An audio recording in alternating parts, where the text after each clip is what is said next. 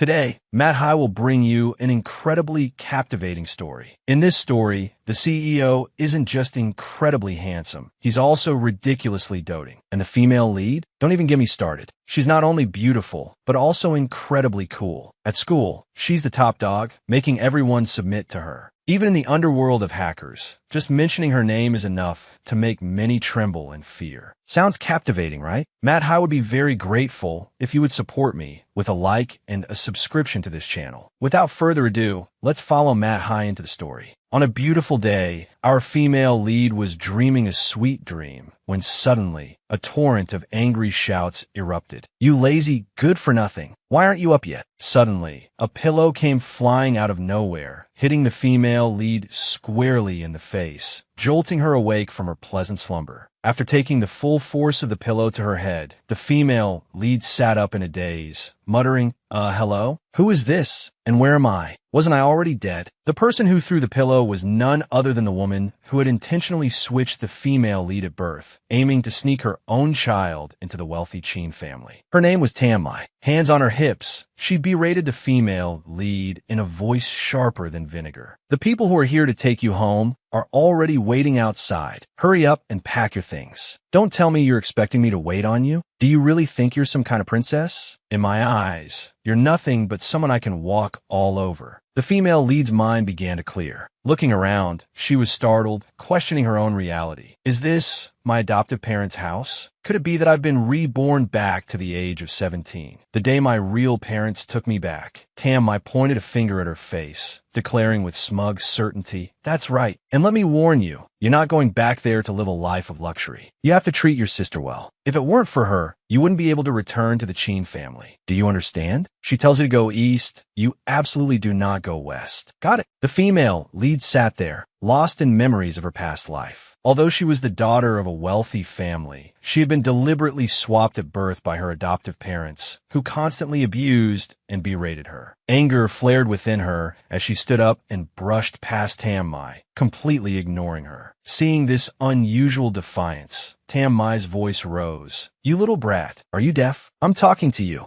Still receiving no response, Tamai, enraged, reached out to strike her. "You've got some nerve. You think you can rebel against me? Don't think that just because you're going back to the Chin family, I can't touch you." Just as her hand was about to connect with the female lead's face, it was intercepted. The female lead twisted Tamai's arm, her voice ice cold. "You have no right to yell at me." Though in pain, Tamai's shrill voice continued unabated. "You ungrateful wretch. Are you trying to start a rebellion? Don't think that just because you're returning to the Chin family, I can't deal with you." The female lead responded with a swift slap across Tamai's face. "Shut up. You're too loud." Rubbing her wrist, she delivered a chilling warning. "Don't you worry. I'll settle the score for all the years of abuse you've inflicted on me." Leaning in, the female lead whispered in Tamai's ear, "Including what you and your precious daughter have done." Tamai, visibly shaken by the female lead's fierce demeanor, broke out in a cold sweat. With that, the female lead confidently grabbed her jacket from a nearby hook, threw it on, and strode out, leaving Tamai clutching her face in stunned silence. Outside, a chauffeur was waiting. Seeing her emerge, he respectfully greeted her. "Miss, please get in the car." After settling into the car, the female lead, with an air of utter indifference, instructed the driver to proceed. Only then did she have a moment to reflect on her past life. It had begun much the same way. Her birth parents had brought her home, and she had believed she'd finally escaped the mistreatment of her adoptive parents. But reality had been far from her expectations. After her return, her birth parents showered their affection solely on Chin Soru, the daughter they had raised from infancy. They repeatedly favored Chin Soru, causing their true daughter immense heartache. She remembered the sting of their words. "Ching-shi, if you put your sister's name on this painting, we would be so happy. You are our real daughter. We will certainly ensure you also stand on the podium to receive an award." Looking back, she felt a deep sense of humiliation, remembering how she had yearned for their love, how she had used everything she had to help Chin Soru achieve fame, only to be ruthlessly destroyed by her in the end. In her past life, after Chin Soru had dealt her a fatal blow, she had clutched the agonizing wound and asked, "Why did you do this?" I gave you everything I had. The venomous Chin Saru, her greed insatiable, had replied, if you didn't die, half of the Chin family's assets would have to be split with you. Besides, I'm so much more capable. Why should Fu Hanxian like you and not me? I won't accept it. All the best things should belong to me. Seeing the girl's audacious entitlement, the female lead had wrestled her to the ground. Let me go, Chin Saru. You're crazy. A lighter clutched in her hand, her face a mask of deadly intent. The female lead declared, today, even if I die, I'll take you down with me. Then, with a decisive flick of her wrist, she hurled the lighter towards the curtains. The flames erupted fiercely, spreading rapidly in all directions. Just as exhaustion began to overwhelm her, she heard a familiar voice echoing in her ears. Qingxi, I'll take you away. Qingxi, don't sleep. In that moment, she had vowed that if there were an afterlife, she would reclaim everything that rightfully belonged to Qin San. She returned to the present, finding herself once again at the Qin family home. Following the driver's directions, she entered the dining room. The scene that greeted her was her birth parents and Qin Soru engaged in a display of familial affection. Come here, Ruru, try this. I made it especially for you. Thank you, Mom and Dad. You treat me so well. Qin Soru then noticed the female lead's presence. Rising from her seat, she approached with a veneer of politeness. Sister, you're back. You didn't say anything, so I didn't see you. This two-faced girl was Qin Soru, the imposter daughter of the Qin family. Disgusted by Qin Soru's fake concern, the female lead simply glanced at her and walked towards the dining table, ignoring her completely. Though momentarily stung by the snub, Qin Soru forced herself to maintain her composure and continued to perform for her adoptive parents. Sister, you must be hungry. Come and eat. Eat more. You probably rarely get to eat such delicious food there, Qin Soru said, piling food onto the female lead's plate. Qin Hai chimed in. That's right, Sanji. It's not like back in the countryside. You have to adapt quickly to life here. As Qin Soru continued to heap food onto her plate, the female lead pushed it aside with a look of disgust. To the astonishment of everyone present, the female lead abruptly swept her bowl into the trash can. Then, with chilling nonchalance, she declared, this bowl is dirty. Qin Hai, enraged, slammed his hand on the table and roared, Qin-san, didn't your adoptive parents teach you any manners? How can you speak to your sister like that? Qin-san, the female lead, retorted defiantly to her supposed father, Qin Hai. I'm someone without parental guidance. So, naturally, my upbringing isn't good. Qin Hai, defeated in the argument, cursed you. Then, fuming, he left the dining table, not forgetting to shoot a cold glare at Qin-san before he stormed off. Qin Saru, seizing the opportunity to play the innocent victim, cried out, Dad. Mrs. Qin, equally upset, lost her appetite, stood up, glared at her biological daughter,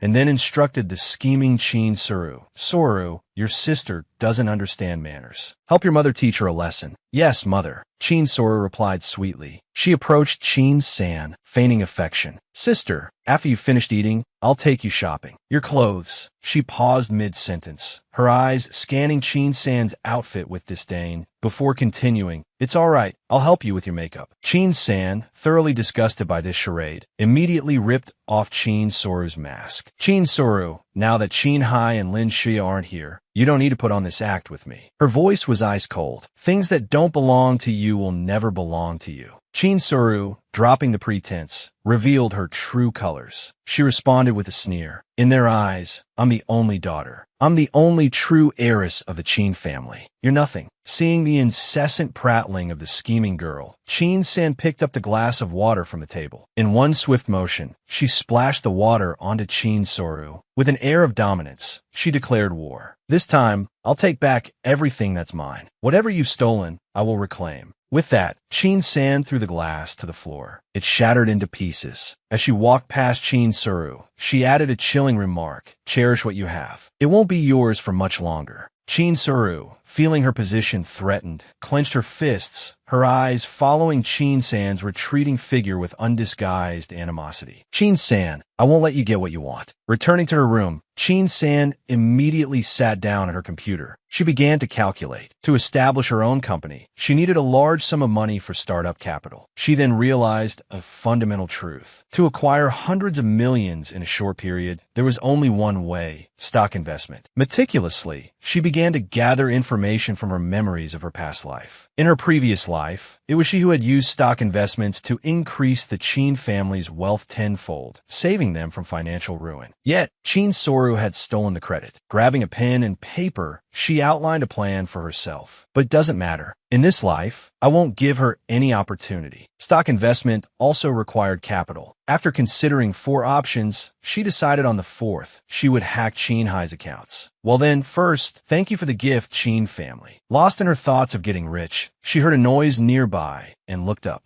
These are your clothes and toiletries. Madam told me to bring them. The maid tossed Chin San's belongings onto the sofa. Scowling, the maid grumbled. She really thinks she's a young miss. Just got back and already expects to be waited on. She's nothing but a bastard child. Witnessing the maid's condescending attitude, Chin San stood up and said coldly, "Hold on." The maid, arms crossed, retorted with annoyance, "What? I've finished my work. What more do you want? Am I supposed to kneel down and serve you?" The maid's haughty demeanor vanished the moment Chin San's hand connected with her cheek, leaving 5 stinging fingerprints. "Who do you think you are to speak to me that way?" Chin San demanded. "I may have just returned from the countryside, but I am still a member of the Chin family. You're just a servant. How dare you talk down to me?" Chin San leaned closer, her voice low and menacing. "Tell me," she whispered, "what do you think will happen if I tell Chin Hai about this? Do you think he'll side with his own daughter or with you? Think carefully." The maid, now understanding the true meaning of fear, crumpled to her knees, clutching Chin San's legs. "Miss Chin San, please. I don't want to lose my job. I didn't know. I'm sorry. I won't do it again." Chin San, unmoved, pointed towards the door. "Get out of my sight," she commanded coldly. The maid, her body trembling, scrambled out of the room. Chin San, her face impassive, tossed her belongings back into her bag. The following morning, Chin Hai, as usual, began lecturing Chin San. "Chin Soru has already left for school. Sanner, you should finish eating quickly and go too. The countryside isn't like the city. Your grades are already poor, so you need to work harder." Chin San felt her appetite vanish under the weight of her father's constant pronouncements. Unable to stomach another word, she excused herself. "I'm full," she said, rising from the table. Noticing her simple clothes, Chin Hai turned to his wife. "Didn't you prepare clothes for Santa?" Mrs. Chin replied, "I told the maid to bring them." Chin San glanced at her mother and offered a curt response. "Ugly." Mrs. Chin's face darkened, clearly displeased with her biological daughter. It was true. Chin San was nothing like the obedient and understanding Chin Soru. Chin Hai produced a card and slid it across the table towards Chin San. "Sanner," he said, "there's 2,000 yuan in here. Since you don't like the clothes your mother picked out, go buy some you do like." He thought to himself that Chin San, having grown up in the countryside,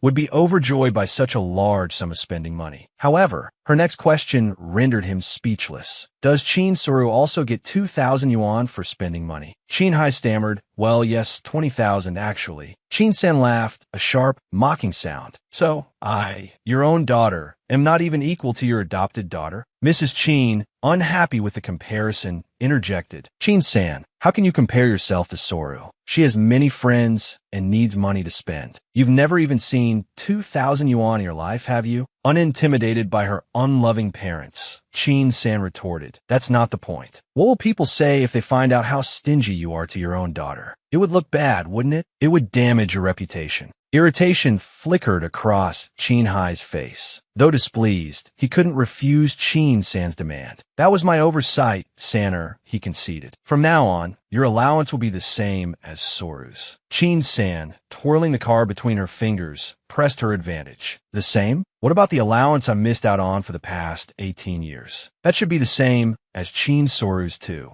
Mrs. Chin, unable to bear it any longer, slammed her hand on the table and stood up. "Chin San," she shouted, "are you trying to take everything away from Soru?" Chin San didn't think her request was unreasonable. "If Chin Soru's mother hadn't taken me by mistake," she replied calmly, "Chin Soru would be the one in the countryside. None of this would belong to her. I'm just taking back what's rightfully mine." "Father, I don't think you would treat your own daughter poorly, would you?" "Right, Mr. Chin," Chin Soru said, a smugness clinging to her words. Chin Hai sighed, resigned. "Of course. I'll give you 20,000 now. The rest, I'll set aside as your dowry." Seeing her objective achieved, Chin Soru turned to leave. "Thank you, father. I'm off to school." Chin San walked past the house, her steps faltering as she stared. "I can't believe I've wandered here," she murmured, a flicker of emotion in her eyes. "Grandpa Lu, A wave of bittersweet nostalgia washed over her, memories of her past life surfacing. They were the only ones who were truly kind to me in this world, but I failed them. I didn't understand the precious love they offered, and I left. But thankfully, I have a second chance. Wait for me. When I'm strong enough, I'll come find you. A luxurious car screeched to a halt. From within emerged a strikingly handsome man, a CEO with an air of urgency, searching for something unseen. But before him, the street was empty, only rustling leaves and the whisper of the wind. He pressed a hand to his forehead, a question in his eyes. Who is that woman who keeps appearing in my dreams? This CEO, heir to the Fu Corporation, was Fu Hanchuan. Outside the teacher's office, Qin San was about to enter and register when she overheard a conversation within. Teacher Liang, the Qin family, donated a gymnasium to the school. They've requested Qin San be placed in Class 1. What do you think? Another voice responded, laced with disdain. I don't want some trash dragging down the class average and affecting my bonus. Can she even compensate for that? Hearing this, Qin San pushed the door open. She surveyed the room and spoke, her voice calm. Head teacher, I don't want to be in Class 1. She reflected on her past life. In Class 1, Liang Hua, under Qin Soru's direction,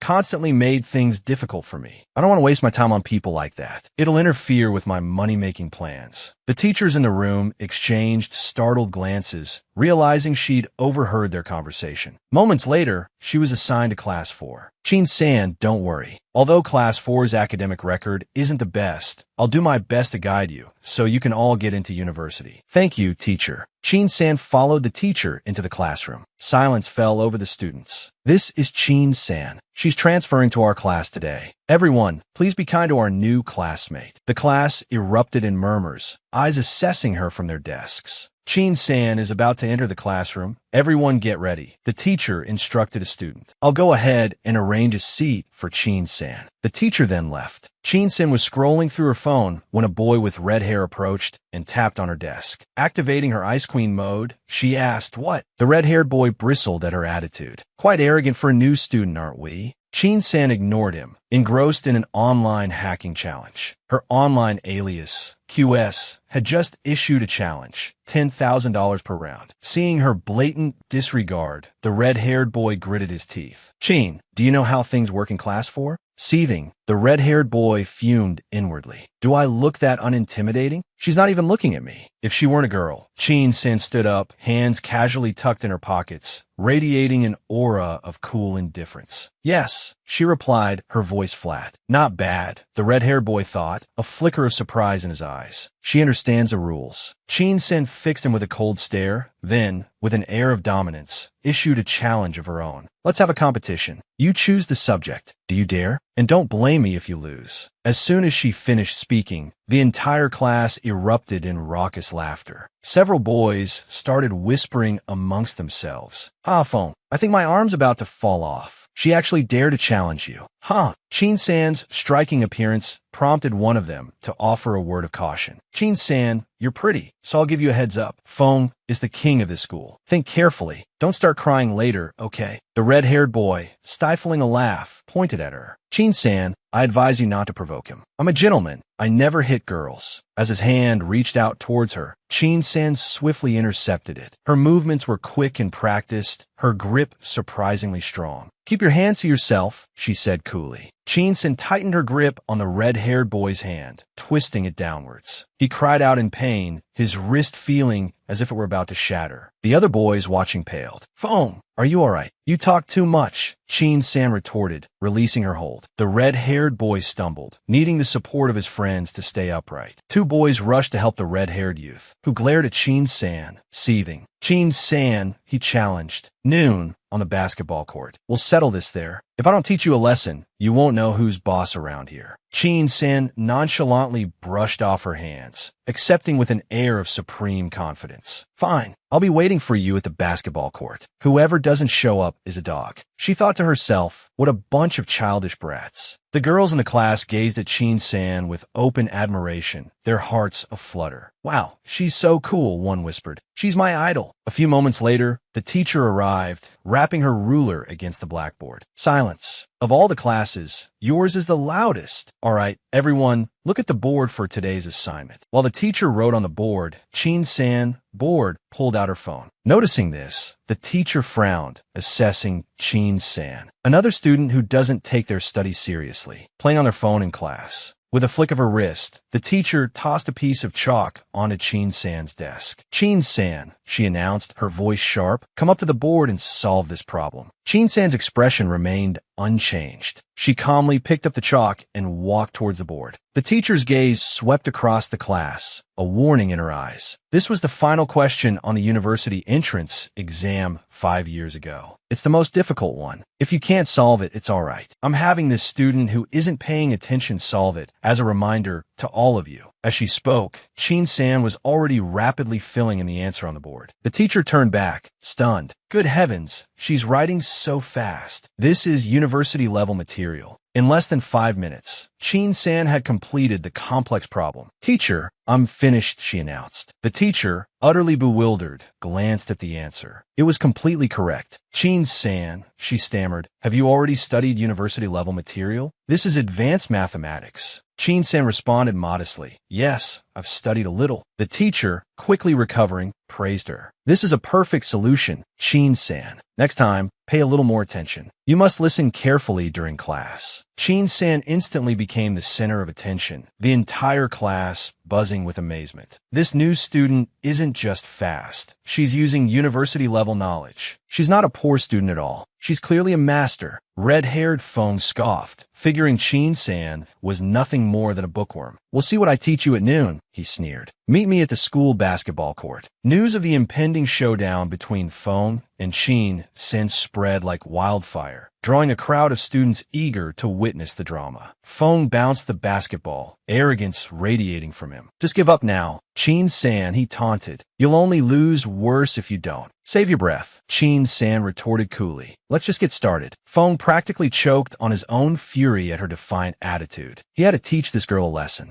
A student volunteered as referee, placing the ball in his hands before blowing the whistle to signal the start. The instant the whistle shrieked, Fong lunged towards the ball, confident he had it in the bag. Just as he reached for it, Chin-san appeared as if from nowhere, deftly intercepting the ball with a swift, fluid movement. The speed of her maneuver left Fong bewildered, struggling to comprehend what had just happened. With the ball secured, Chin-san dribbled towards the basket without a wasted motion. Lining up her shot, Chin-san's movements were not only graceful, but also incredibly precise. With an almost casual flick of her wrist, she sank the ball, declaring 3 points. Easy as pie. Fong, still seething for being underestimated, thought, 3 points? Let's see if he can actually back that up. Under the watchful gaze of the crowd, the ball swished through the net, silencing his doubts. A wave of astonished murmurs rippled through the spectators. She made it. She actually made it. Feng's jaw dropped, stubbornly clinging to the belief that it was just a fluke. He watched as Chin-san stood at center court, bathed in the cheers of the crowd. Not just the boys, but the girls too, were captivated by her prowess, their admiration evident. She looked like a goddess, radiating confidence and skill. Spinning the ball effortlessly on one fingertip, she flashed a dazzling smile. Warm-up's over, she announced. Let's get serious. No matter how close Fong got, how desperately he lunged, he couldn't wrest the ball from her control. Within minutes, Chin-san had established a commanding lead of 10-0. Fong, of course, held the unfortunate 0. He hadn't even touched the ball since the game began. Watching her effortlessly sink shot after perfect shot, sweat poured down his face, and he felt lightheaded on the verge of collapse. The final whistle blew, signaling Chin-san's absolute victory with a score of 18-0. As the crowd roared their approval, a defeated Fong slumped to the ground, drenched in sweat, his energy completely drained. He looked at Chin-san with a mixture of fear and awe. Suddenly, in a voice filled with newfound respect, he blurted out, "Dad." Catching her sharp glare, he quickly scrambled to his feet, grabbing a bottle of water and offering it to her with a nervous laugh. I mean, Sister San, from now on, I, Lin Fong, will follow you. My followers are your followers. Accepting the water, Chin-san drank it down in one gulp. I don't want your position, she said dismissively. Not interested. Humbled, Fong, now more obedient than a puppy, started massaging her shoulders. So, Sister San, what do you want me to do? I won't disobey. Just tell me, and I'll do it. Chin-san tossed the empty bottle back to him. Before walking away, she paused and said, I'll let you know. I have to go now. Outside the gates of Chin-san's school, Fu Hanchuan sat in his car, reviewing information about her. Chin-san, he murmured, a hint of obsession in his voice. I finally found you. He smiled, a mixture of relief and anticipation. So the girl who appeared in his dreams wasn't a figment of his imagination. The girl he adored truly existed. Fu Hanchuan,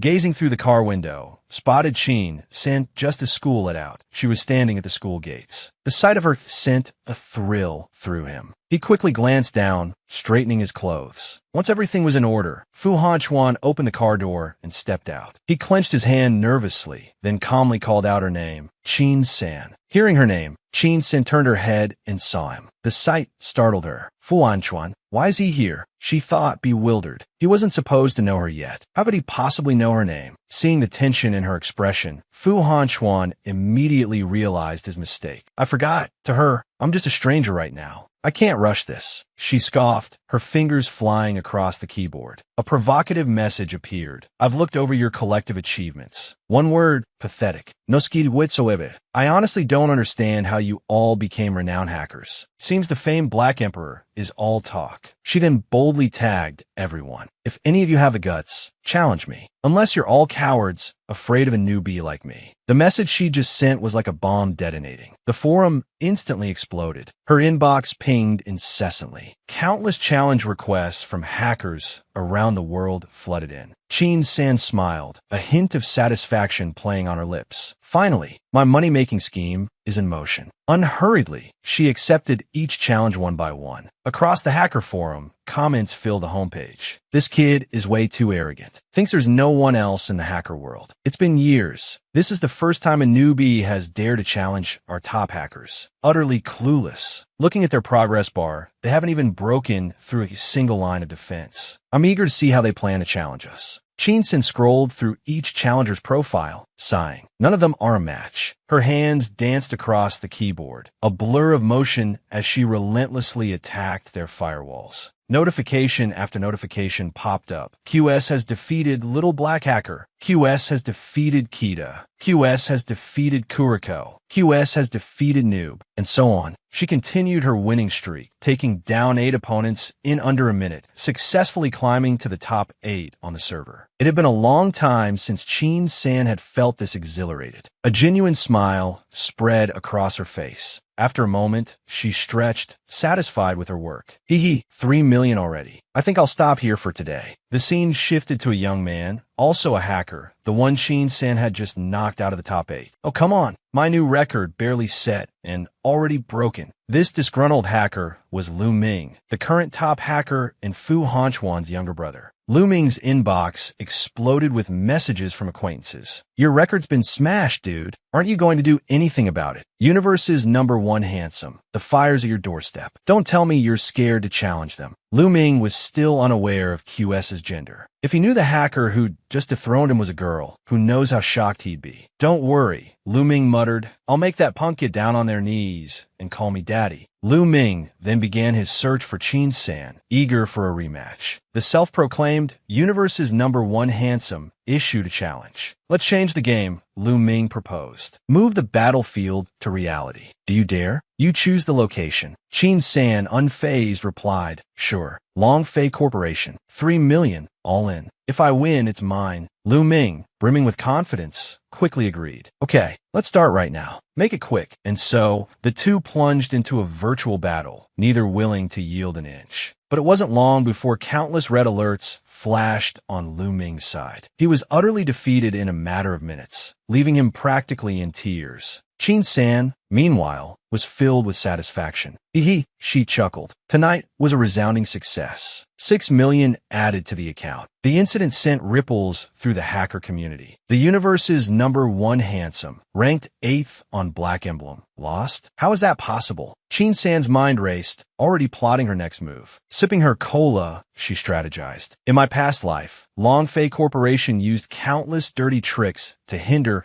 Fu Hanchuan's company. Time to advertise my repair system. I'm going to be the one to earn that money. Back with Lu Ming, he lay sprawled on the sofa, defeated. He mourned the loss of his money. Wow, my 120 million, gone. Unwilling to accept defeat, he sat up, muttering, I'm not giving up. I have to go find my brother. He grabbed his phone and called Fu Hanchuan. Brother, look, your adorable little brother is being bullied. You're the head of Black Emblem. Help me teach them a lesson. Fu Hanchuan took the phone and looked at the screen. He paused, seeing the nickname of his brother's opponent, PS. PS, he thought. That's her. Fu Hanchuan suspected PS was Qin-san. Of course, between his beloved and his brother, he would side with his beloved. He handed the phone back to Lu Ming. Deal with your own problems. Lu Ming wailed, Brother, how can you be so heartless? Despite his words, Fu Hanchuan remained suspicious. Qin-san is so obedient. She couldn't be QS. I wonder if she's asleep yet. Speak of the devil. A message from Qin-san popped up. Fu Hanchuan, are you free tomorrow? Could you use your identity to help me open a bank account? Lu Ming, reading over his shoulder, grinned mischievously. Whoa, so I have a sister-in-law now. No wonder you don't care about me anymore. Annoyed, Fu Hanchuan kicked his brother out the door. Get out of here. Qin-san quickly received Fu Hanchuan's reply. I'm free all day tomorrow. She smiled with satisfaction. Fu Hanchuan is always on my side. So sweet. The next day, at the agreed-upon cafe, Fu Hanchuan heard footsteps approaching and turned to see if it was Qin-san. Qin-san, in a sweet dress, waved. Fu Hanchuan, you're early. He suppressed his excitement. No, I just arrived. He slid a black card across the table. Here's the bank card you need. She accepted it gratefully. Thank you, Fu Hanchuan. You're the best. She thought to herself. This way, Qin-hai won't find out about my money. I need to hide my true abilities until I leave the Qin family. He seemed to understand why she had to use his name to open the bank account. Worried, Fu Hanchuan asked gently, San-san, do you want to continue staying at the Qin family home? If you want to leave, I can help you. Qin-san was deeply touched by his words. In my past life, he asked me this so many times. It's a pity I was too foolish to recognize sincerity from pretense, she thought. Then she answered him seriously, I will find a way to separate myself from the Qin family. He gently stroked her head, comforting her. San-san, my grandfather and I will always treat you well. She smiled happily, basking in the feeling of being protected. Understand, this scene was accidentally witnessed by Qin Su-ruo, who happened to be passing by. Qin-san, she's with a man again? When she got a good look at Fu Hanchuan's face, she couldn't help but gasp at his handsomeness. That high nose, that chiseled jawline. How can a man be so handsome? She bit her lip enviously, thinking, I've never seen such a handsome man. How can someone like him belong to Qin-san? Fu Hanchuan was incredibly attentive to his future wife. He gallantly peeled a shrimp and placed it on Qin-san's plate. San-san, eat some shrimp. Thank you, brother Fu, she replied. Seeing their affectionate interaction, Qin Su-ruo rushed over, intent on disrupting them. Feigning friendliness, she asked Qin-san, what a coincidence. What are you doing here? I wanted to find you to go shopping. Why are you ignoring me? Qin Su-ruo then blushed, looking at Fu Hanchuan. Is this your friend? Aren't you going to introduce him to me? Fu Hanchuan frowned, displeased by this scheming woman. Qin-san coldly dismissed her. What does this have to do with you? Our relationship isn't good, so why are you acting so familiar with me? Qin Su-ruo was inwardly resentful at being called out so directly. How dare she insult me in public like this? Putting on a pitiful expression, she said, Sister, I know I've monopolized Mom and Dad's attention for over 15 years, and you must resent me for it. But it wasn't my intention. With crocodile tears welling up, she continued, If you're unhappy, I can move out. As long as you forgive me, I'm willing to do anything. Qin-san's face flushed with anger at these false words. Seeing this, Qin Su-ruo was inwardly triumphant. The angrier and more aggressive Qin-san acts, the clearer her true colors will be to him. Then,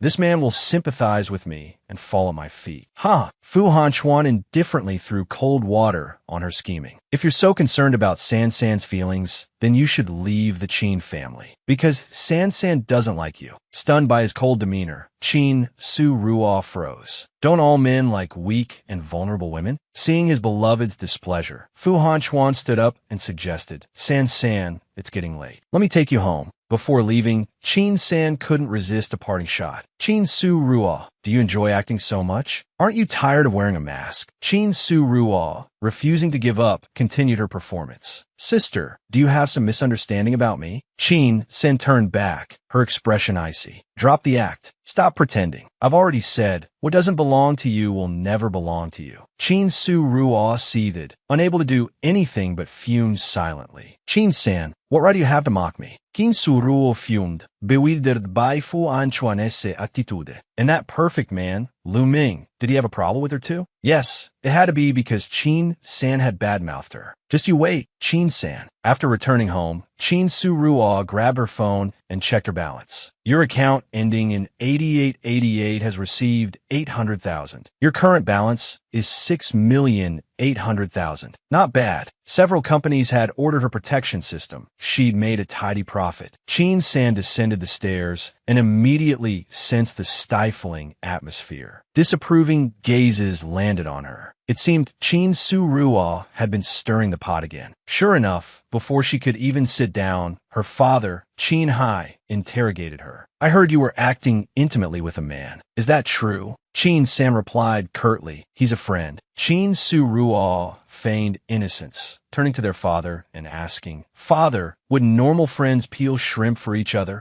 and pat each other's heads? Chin-hai eyed Chin-san across the table, calculating. He'd brought her back for a strategic marriage to benefit the company. Any entanglement with another man would diminish her value. The drama wasn't quite compelling enough yet. Chin-su-ruo put on a facade of concern. Father, Mother, I didn't mean any harm. I'm just worried that elder sister will be deceived by some man, that she'll be hurt. Mrs. Chin immediately and blindly defended her favored daughter. Su-ruo, some people won't appreciate it no matter how much you care for them. You're our daughter. You don't need to force yourself to worry about those ungrateful wretches. Ignoring the drama, Chin-san calmly continued eating. Chin-hai, enraged, snapped, How old are you? You've barely returned home, and you're already flirting with men. You're still in your 3rd year of high school. Your studies are the most important thing right now. Do you understand? If you don't break up with that man, don't even think about stepping foot in the Chin residence again. Chin-san wiped her mouth with a napkin and responded indifferently. Oh, is that so? I'm rather looking forward to that. Before leaving the table, she added with a touch of sarcasm. But Chairman Chin, remember, to transfer my household registration out of the Chin family first, and a formal declaration severing ties. 2. Chin-hai, furious, opened his mouth to yell again, but his wife cut him off, urging him to calm down. Honestly, ever since she came back, we haven't had a single day of peace. Chin-su-ruo, having achieved her goal, smirked inwardly. Yes, keep hating Chin-san. Then I'll be their perfect daughter. Back in her room, Chin-san reflected that this charade of familial affection should have ended long ago. In her past life, she'd constantly helped the Chin family with their business, delaying her own career. She remembered how she'd always wanted to develop a fully immersive game, but the Chin family's demands had kept her from completing it. This time, she would fulfill the ambition that had been left unfinished in her previous life. She was the top hacker on Black Emblem. If she could recruit him to her company, he would be an invaluable asset. She wasn't sure she could beat C, but she had to try to find out. A thrill coursed through her as she attempted to access C's system. On Fu Hanchuan's end, red alerts flashed across his computer screen. His brow furrowed in confusion. QS? Why? He quickly messaged his opponent. QS, I'm not sure why you're attacking my network. Chin-san, far from panicking at being discovered, felt a surge of competitive spirit. This is the first time in 2 lifetimes anyone's detected my intrusion. See, you truly live up to your reputation. Her fingers flew across the keyboard as she extended an offer. I'm starting a company. Interested in joining?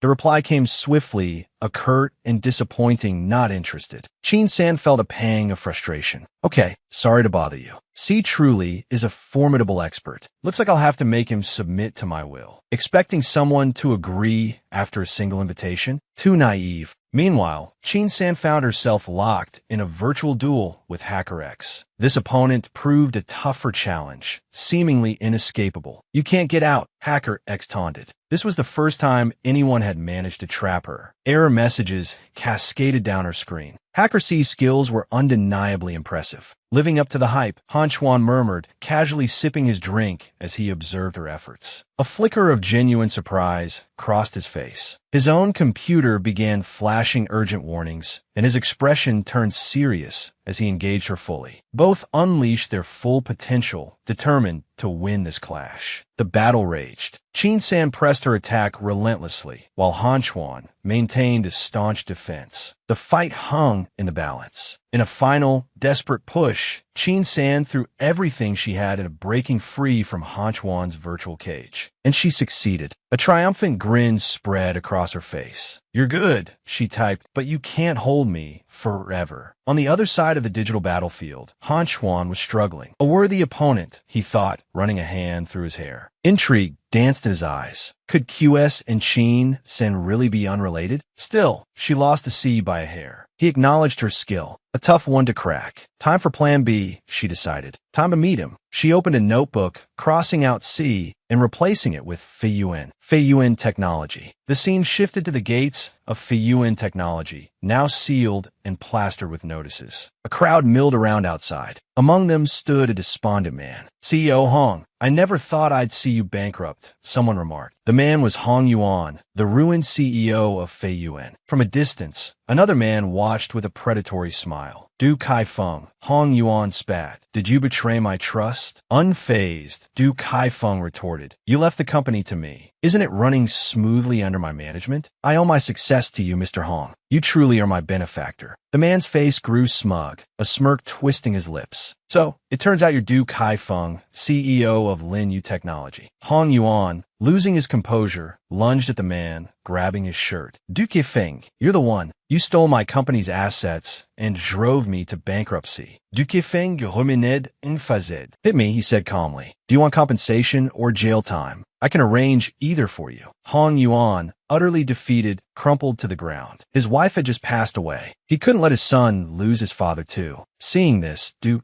Kaifeng gloated. "Hong Yuan, oh Hong Yuan, accept reality. As long as I'm here, you'll never have a chance to turn things around." Hong Yuan could only bury his face in his hands and sob. His wife was gone. His company was ruined. Turning things around seemed impossible. Suddenly, a hand extended towards him, offering a tissue. He looked up in surprise. It was Qin-san. She knelt down and said, "Mr. Hong, hello. You're looking for me?" Hong Yuan asked, bewildered. He couldn't believe someone would offer him comfort at this moment. "About your company, I can help you. Let's talk." She proposed a meeting at a coffee shop. There, she placed a contract before him. "I'm Qin-san. This is my project proposal. Please take a look." "This is COVID?" he asked skeptically, picking up the document. As he held the contract, a thought struck him. "I can't believe I'm pinning my hopes on a young girl now. I'm probably overthinking this." He looked at the contract pensively. "Comprehensive intellectual game. How can anyone create such a game? It's just a pipe dream." Hesitantly, he opened the contract and began to read. "This is..." He flipped through the pages. "Comprehensive intellectual game. Did you develop this plan yourself? The technology too?" "Yes," Qin-san replied without hesitation. She sat calmly, unfazed by his skepticism. He then asked, "May I ask how old you are, Miss Qin?" Qin-san maintained her composure, meeting his gaze. "Almost 18. I have the core technology to develop a comprehensive intellectual game," she affirmed with unwavering certainty. She continued, "I don't know if you'd be interested in joining my company, Mr. Hong." Her thoughts drifted to her past life. During this time, in her previous life, Hong Yuan had 2 game patents stolen, leading to his bankruptcy. But a few years later, he returned to the pinnacle of the gaming industry. "This time, I'll help you take a step further. I'm preparing to establish a game company and need your help as a manager. What do you say?" Qin-san presented her enticing offer.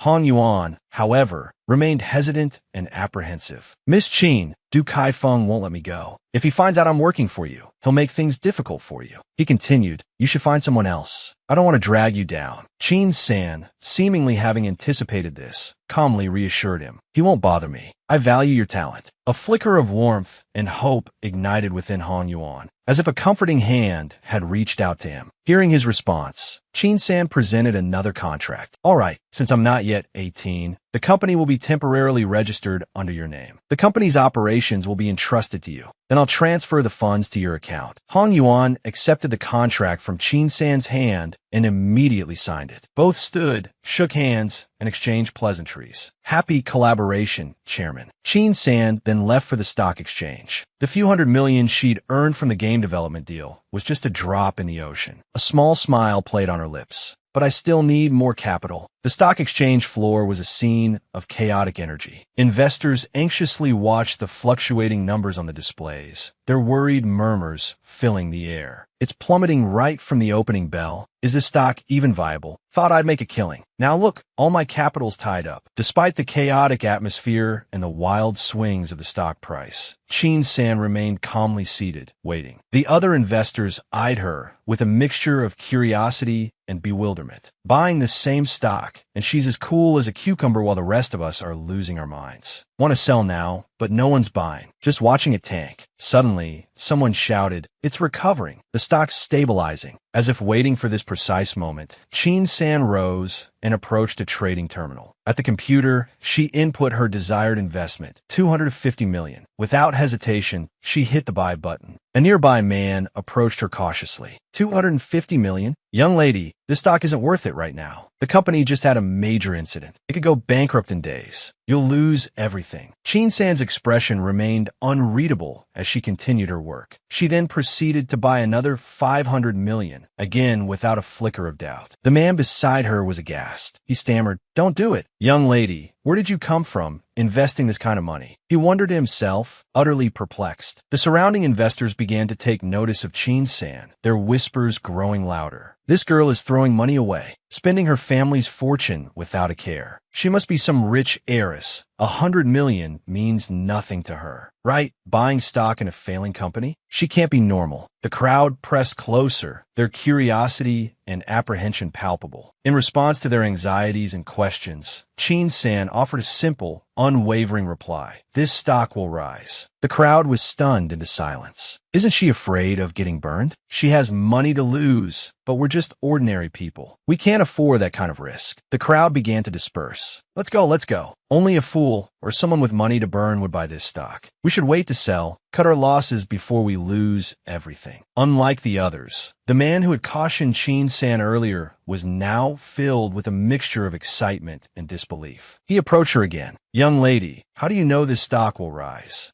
She turned to him, a cryptic smile playing on her lips. "Intuition." The man fell silent, scratching his head. He'd never met anyone who played the stock market based on intuition. Suddenly, a shout erupted from the crowd. Someone just bought 1 billion shares of this stock. The man whirled around, astonished. Only Qin San remained unfazed, walking away calmly. She thought to herself, "This isn't gambling. This is my first investment." The scene shifted to Huang Chuan's company. At that moment, an assistant entered the director's office. It was Assistant Lin, Huang Chuan's trusted aide. He looked up and asked Li Long if the task had been completed. Assistant Lin replied that he had followed instructions and purchased 1 billion shares. But even Assistant Lin couldn't help but wonder, "But sir, isn't Tang Feng on the verge of bankruptcy? Why did you buy them?" Huang Chuan paused his work to explain to Assistant Lin. "Controlling Tang Feng. This company, despite its current troubles, possesses strong technology and patents. We now own 35% of Tang Feng's shares, making us a major shareholder. That billion shares is for arbitrage." After receiving a folder from Huang Chuan, Assistant Lin nodded. "Understood. I'll go make the arrangements right away. Our CEO is truly shrewd. Just one trip to a room, and he can earn tens of billions. Truly the #1 investor in the financial world." A while later, Qin San returned home. Passing through the living room, she saw her family of 3 watching TV. The evening news was broadcasting live coverage of a stock signing ceremony. The sound of the TV drifted over, catching Qin San's attention and causing her to turn her head. A fruitful collaboration. Xiangdao Group is partnering with the pharmaceutical conglomerate. We will provide capital and technical personnel to Tang Feng, hoping that Tang Feng will experience robust growth in the future. Qin Hai spoke up at that moment. "Who would have thought Tang Feng stock would increase 18-fold in just 3 days? I shouldn't have sold." Qin San smiled, looking at her father. As expected, Qin Shuru noticed Qin San. Then, feigning concern for her sister, she asked, "Are you interested in stock investment too, sister? It's not something just anyone can do."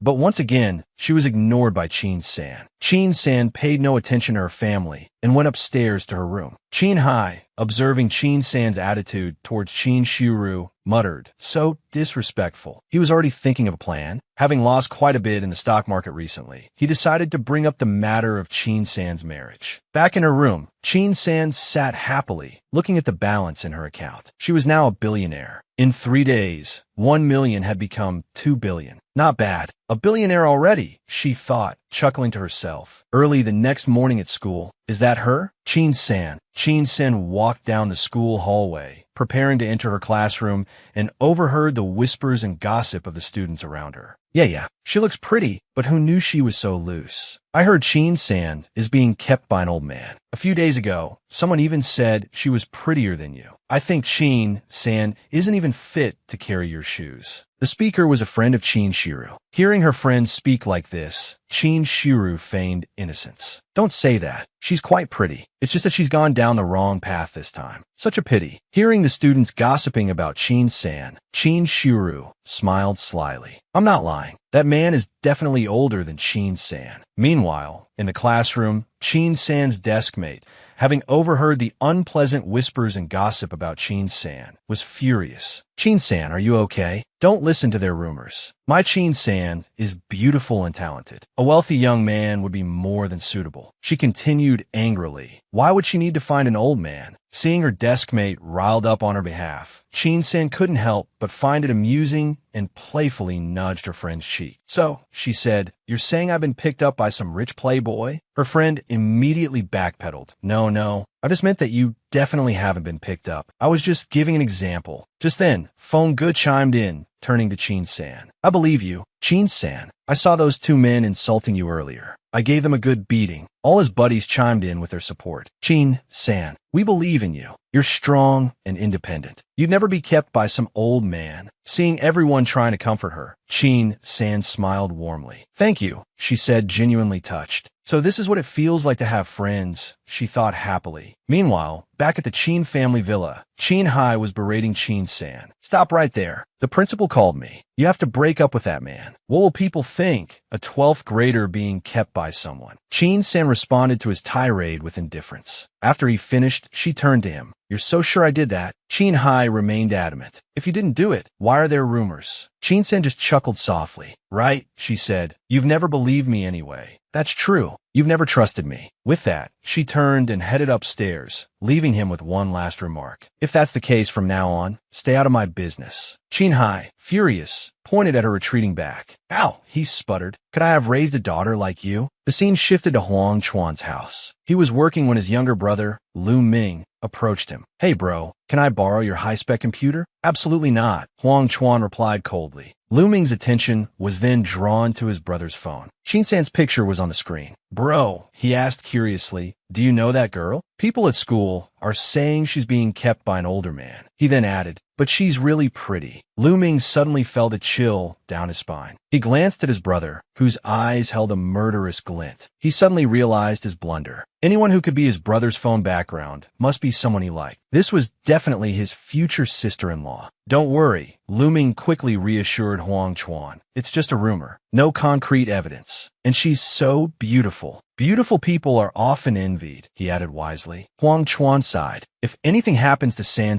at school, let me know immediately." He stared at the picture on his phone, his finger unconsciously tracing her face. Then, he promised Lu Ming, "Take good care of San, and the computer is yours." Lu Ming, slightly taken aback by the generous offer, turned to leave with a grin. "No problem. My future sister-in-law is my new best friend," he thought gleefully. After getting rid of his bothersome brother, Huang Chuan picked up his phone and called Assistant Lin. "Since San is being targeted at school, I need you to investigate." Assistant Lin immediately accepted the order. "Director Huang, there are indications that Qin Shanrong is involved, but she's being very discreet. I haven't found any concrete evidence yet." Hearing the name Qin Shanrong, Huang Chuan's brow furrowed. "Qin Shanrong of the Qin family? Isn't that the land deal? Buy that land. The price is negligible." "Yes," Assistant Lin replied. Back at the Qin family villa, Chin-hai had received troubling news. He paced furiously. "Chairman Fong, didn't we agree that land belonged to us?" On the other end of the line, Chairman Fong retorted, no contract signed, no sale. I'm not risking offending HD Corporation. You could try negotiating with them yourself. With that, Chairman Fong hung up. Qin Hai, reeling from the rejection, felt a surge of anger and anxiety. It's over. No one in H City dares to cross HD Corporation. But that land is crucial for Qin Corp's expansion. I have to try negotiating. At HD Corporation headquarters, Qin Hai strode in. He presented his card to the receptionist. Hello, I'd like to meet with your director, please. The receptionist replied, "One moment, I'll make a call." Qin Hai readily agreed. After making the call and receiving approval, the receptionist informed him, "Please wait in the reception area. The director will see you shortly." Qin Hai, pleased, thought to himself, the director isn't easy to meet. I can't believe he agreed. 5 hours crawled by. Qin Hai remained seated, patiently waiting. Finally, his patience wore thin. 5 hours. He still hasn't come down. Just then, Assistant Lin approached. Qin Hai, recognizing him, thought, Assistant Lin, so I'll be meeting the director after all. He stepped forward, extending his hand in greeting. Hello, Assistant Lin. Contrary to his expectations, Assistant Lin retracted his hand, offering a curt hello. The gesture stung Qin Hai's pride. He quickly withdrew his own hand. Aren't you taking me to see your director? Assistant Lin shook his head. The director is very busy. He's arranged for me to meet with you. Tell me what you need. Qin Hai pleaded, the land north of the city, the one Qin Corp owns, we desperately need it. Name your price. Anything. Assistant Lin's expression hardened. Chairman Qin, let's not beat around the bush. Your daughter has offended our director. You won't be getting that land. Qin Hai's fachipated. What? Qin San offended the director? After hearing Assistant Lin's words, Qin Hai forced a nervous laugh. I'm not sure what Qin San did. Perhaps I could bring her to apologize. Assistant Lin's face remained stern. Did I say it was Qin San? Failing to grasp the implication, Qin Hai stammered. You mean Shiru? How? He was bewildered. But Shiru is always so well-behaved. How could she offend someone so important? Returning home, he sat lost in thought. HD Corporation stole my land, claiming my daughter offended their director. Overhearing him, Qin Shiru, his younger daughter, turned to Qin San and said pointedly, Sister, you only hang out with the worst students at school. You probably offended someone important without even realizing it. Despite the accusation, Qin San remained unfazed, continuing to eat her meal. Qin Hai turned to Qin Shiru. Shiru, his assistant, said it was you who offended the director. Think carefully. Have you done anything recently? Qin Shiru's face drained of color. She sputtered, What? Dad, that's impossible. Seeing Lin Shuya about to speak up, Feng Gu quickly intervened, soothingly defending Qin San. Mr. Qin, what do you mean by that? It definitely wasn't Shiru. Lin Shuya then turned sharply to Qin San. Qin San, was this you? Did you do this deliberately to frame Shiru? Qin San, who had been busy with something, stopped. Qin Hai said it was Qin Shiru, she retorted, and you still don't believe him? A wry smile touched her lips. She's your daughter. Am I not your daughter too? Favoritism should have its limits. Lin Shuya looked as though she wanted to slap Qin San. Qin Shiru then spoke, her voice trembling with feigned fragility. Father, I truly haven't offended anyone in this matter. Is there a misunderstanding? However, beneath the surface of her apparent fear, a simmering anger burned within Qin Shiru. Recently, there have been rumors about Qin San being kept by an older man. It's impossible. Qin San just arrived from the countryside. How could she possibly know such an influential person? Qin Hai, seeing Qin Shiru's distress, quickly comforted her. All right, Shiru, you need to be more careful in the future. Don't take such risks. Yes, father. I'm sorry. She adopted a pitiful tone, completing the tableau of touching father-daughter affection. Qin San simply smiled, a reaction that further fueled Qin Shiru's resentment. Is she mocking me? Immediately, Qin Shiru continued, her voice laced with false innocence. Father, don't men all like beautiful women? Perhaps we could win his favor. I just want to make up for my mistake. That CEO must be an old man. Just you wait. I'll ruin you so you can never rise again. Qin Hai interrupted her. That's too risky. I'll think of something else. Qin San's appearance, any man would be captivated. It would be a waste to make her a mistress. Marrying her off would be more advantageous. Qin San stood up abruptly. I'm full. You all enjoy your headache. She turned and left, her mind consumed with a single thought. To escape the Qin family as soon as possible. She had to get away from these scheming people. Back in her room, she settled into her usual spot at her computer, contemplating her next move. The gaming company still needs talent. This IU pay isn't bad, just a bit arrogant and hard to recruit. Maybe I should just send an invitation. Elsewhere, a young man sat at his own computer when a message popped up. Our company is developing a fully immersive AI game. Are you interested in joining us? Let's see if you have what it takes. After receiving the message, Chin-san replied, "See you at the hacking competition." "You're not bad." The young man, whose online handle was IUPay, responded, "Big talk. See you there." At the hacking competition, Chin-san and IUPay faced off, their digital maneuvers swift and skillful. IUPay, brimming with confidence, taunted, "This is all you've got? Pathetic." Suddenly, Chin-san unleashed a decisive strike. IUPay was caught completely off guard. What happened?" he exclaimed. The spectators watching the match erupted in chatter. "That speed, isn't that a new record? These two are incredible. Their IDs are from Huagua. They must be Huan Nation citizens. The previous record was 70 levels. This speed has definitely broken through 90 levels. "Keep going, Chin-san," her teammate urged. Chin-san, spurred on by his words, accelerated, her fingers flying across the keyboard. She surged ahead, overtaking her competitor in a blaze of keystrokes. The other hacker, stunned, could only watch in awe. "Incredible. Who is this?" he muttered. Just as everyone expected, Chin-san triumphed. QS wins. QS breaks through 93 levels, shattering the competition record, boomed the announcer. After the match, Chin-san shook hands with her awestruck opponent. "You're very skilled," she acknowledged. He, completely humbled, replied, "You're far more talented. I'm utterly defeated." Chin-san continued, "You don't need to rush to Black Corporation during the preparation phase." His face fell slightly. "All right," he conceded, "but you have to tell me who you are." "QS," Chin-san replied cryptically. Realization dawned on him. "QS, Chin-san,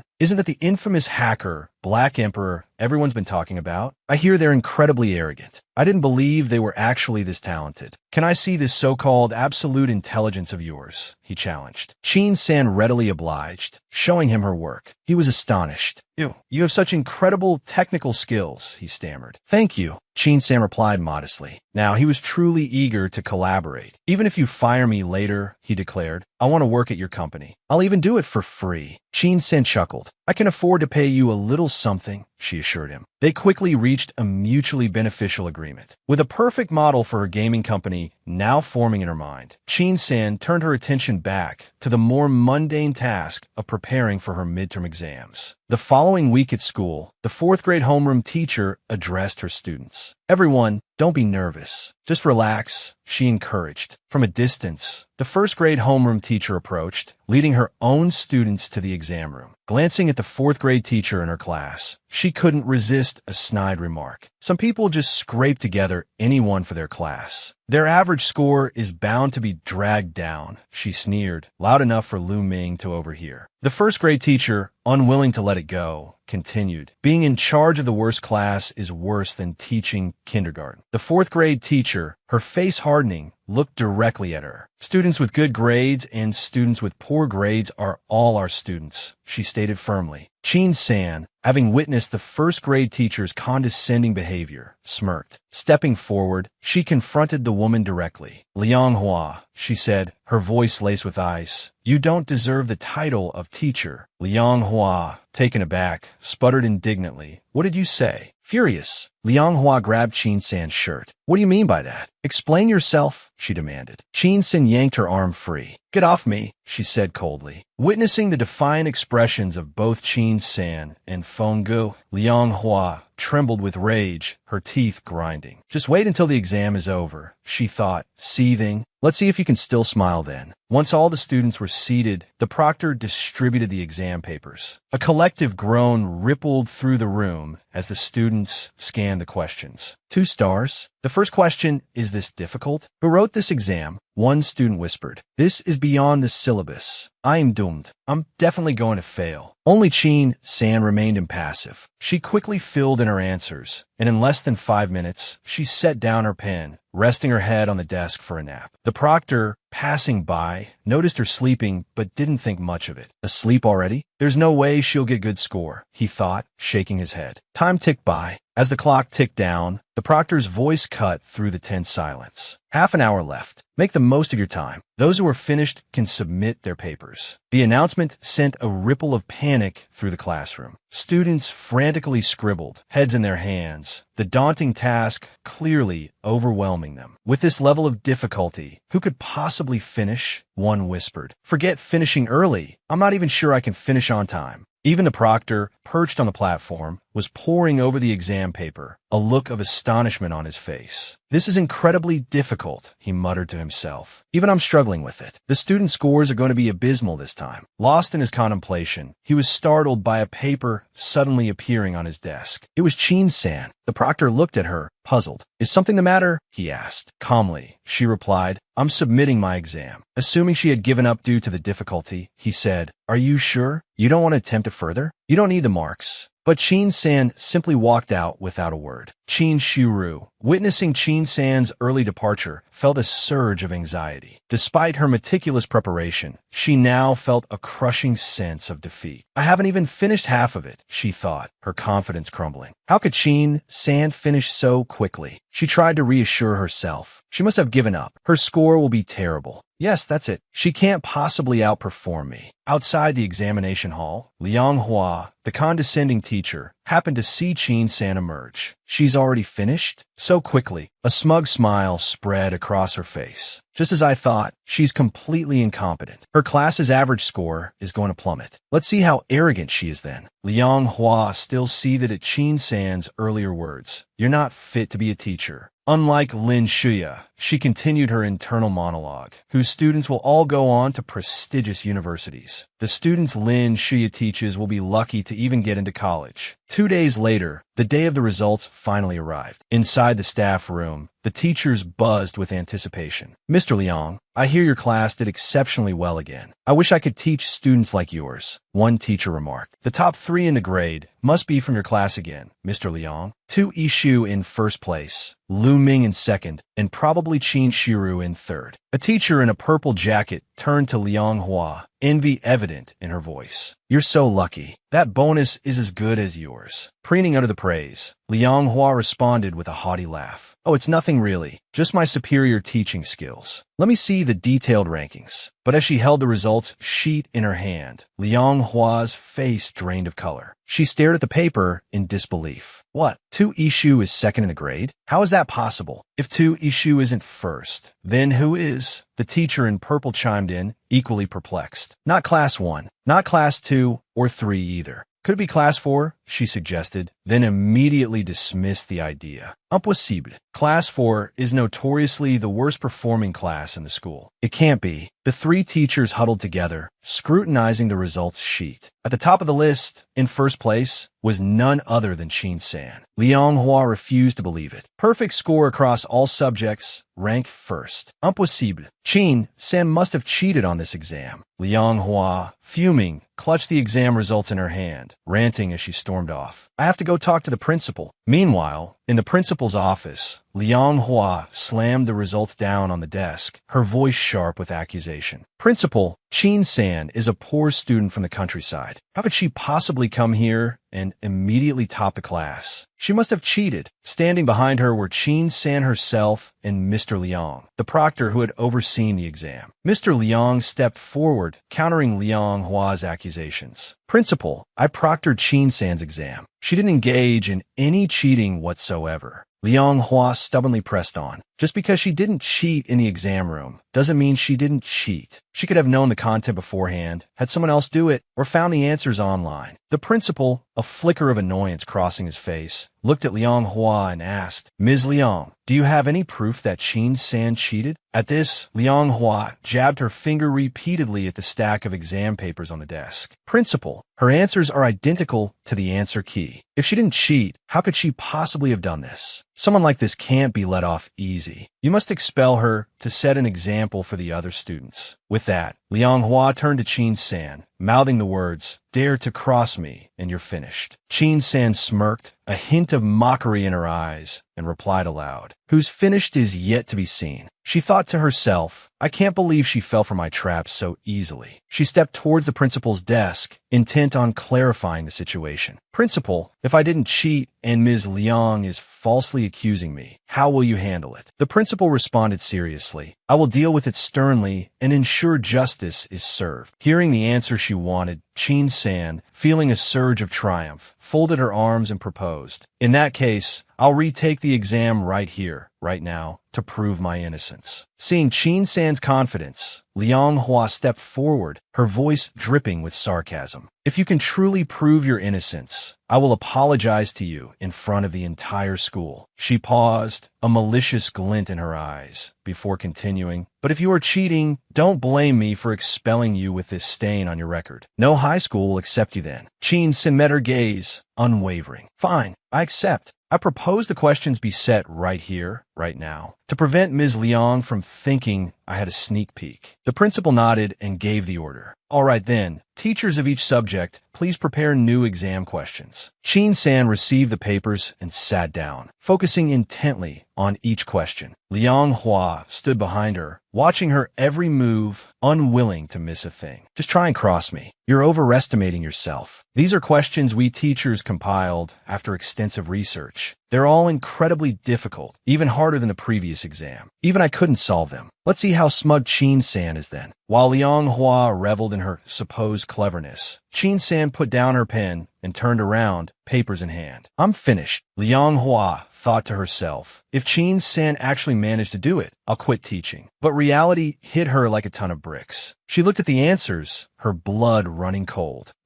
How is this possible? Qin San had answered every single question correctly, not a single mistake on any of the papers set by the 4 teachers. Moreover, she had completed them with lightning speed, leaving everyone stunned and speechless. After Qin San finished the exam, the principal sat back in his chair, his expression serious. "All right, now that the exam is complete," announced Qin San's scores. The teachers' voices echoed one after another. Maximum score in literature. Maximum score in physics. Maximum score in mathematics. Maximum score in chemistry. Ms. Liang Hua, though reluctant, had to announce the results. A perfect score in English as well. The principal fixed her with a stern gaze. "Ms. Liang, what do you have to say now?" Ms. Liang Hua, unable to meet the principal's eyes, her face darkening, stammered, "In nothing. Nothing at all." Qin San, standing nearby, a triumphant smile playing on her lips, mouthed the words, "You're finished now," taunting Ms. Liang Hua. It was at this moment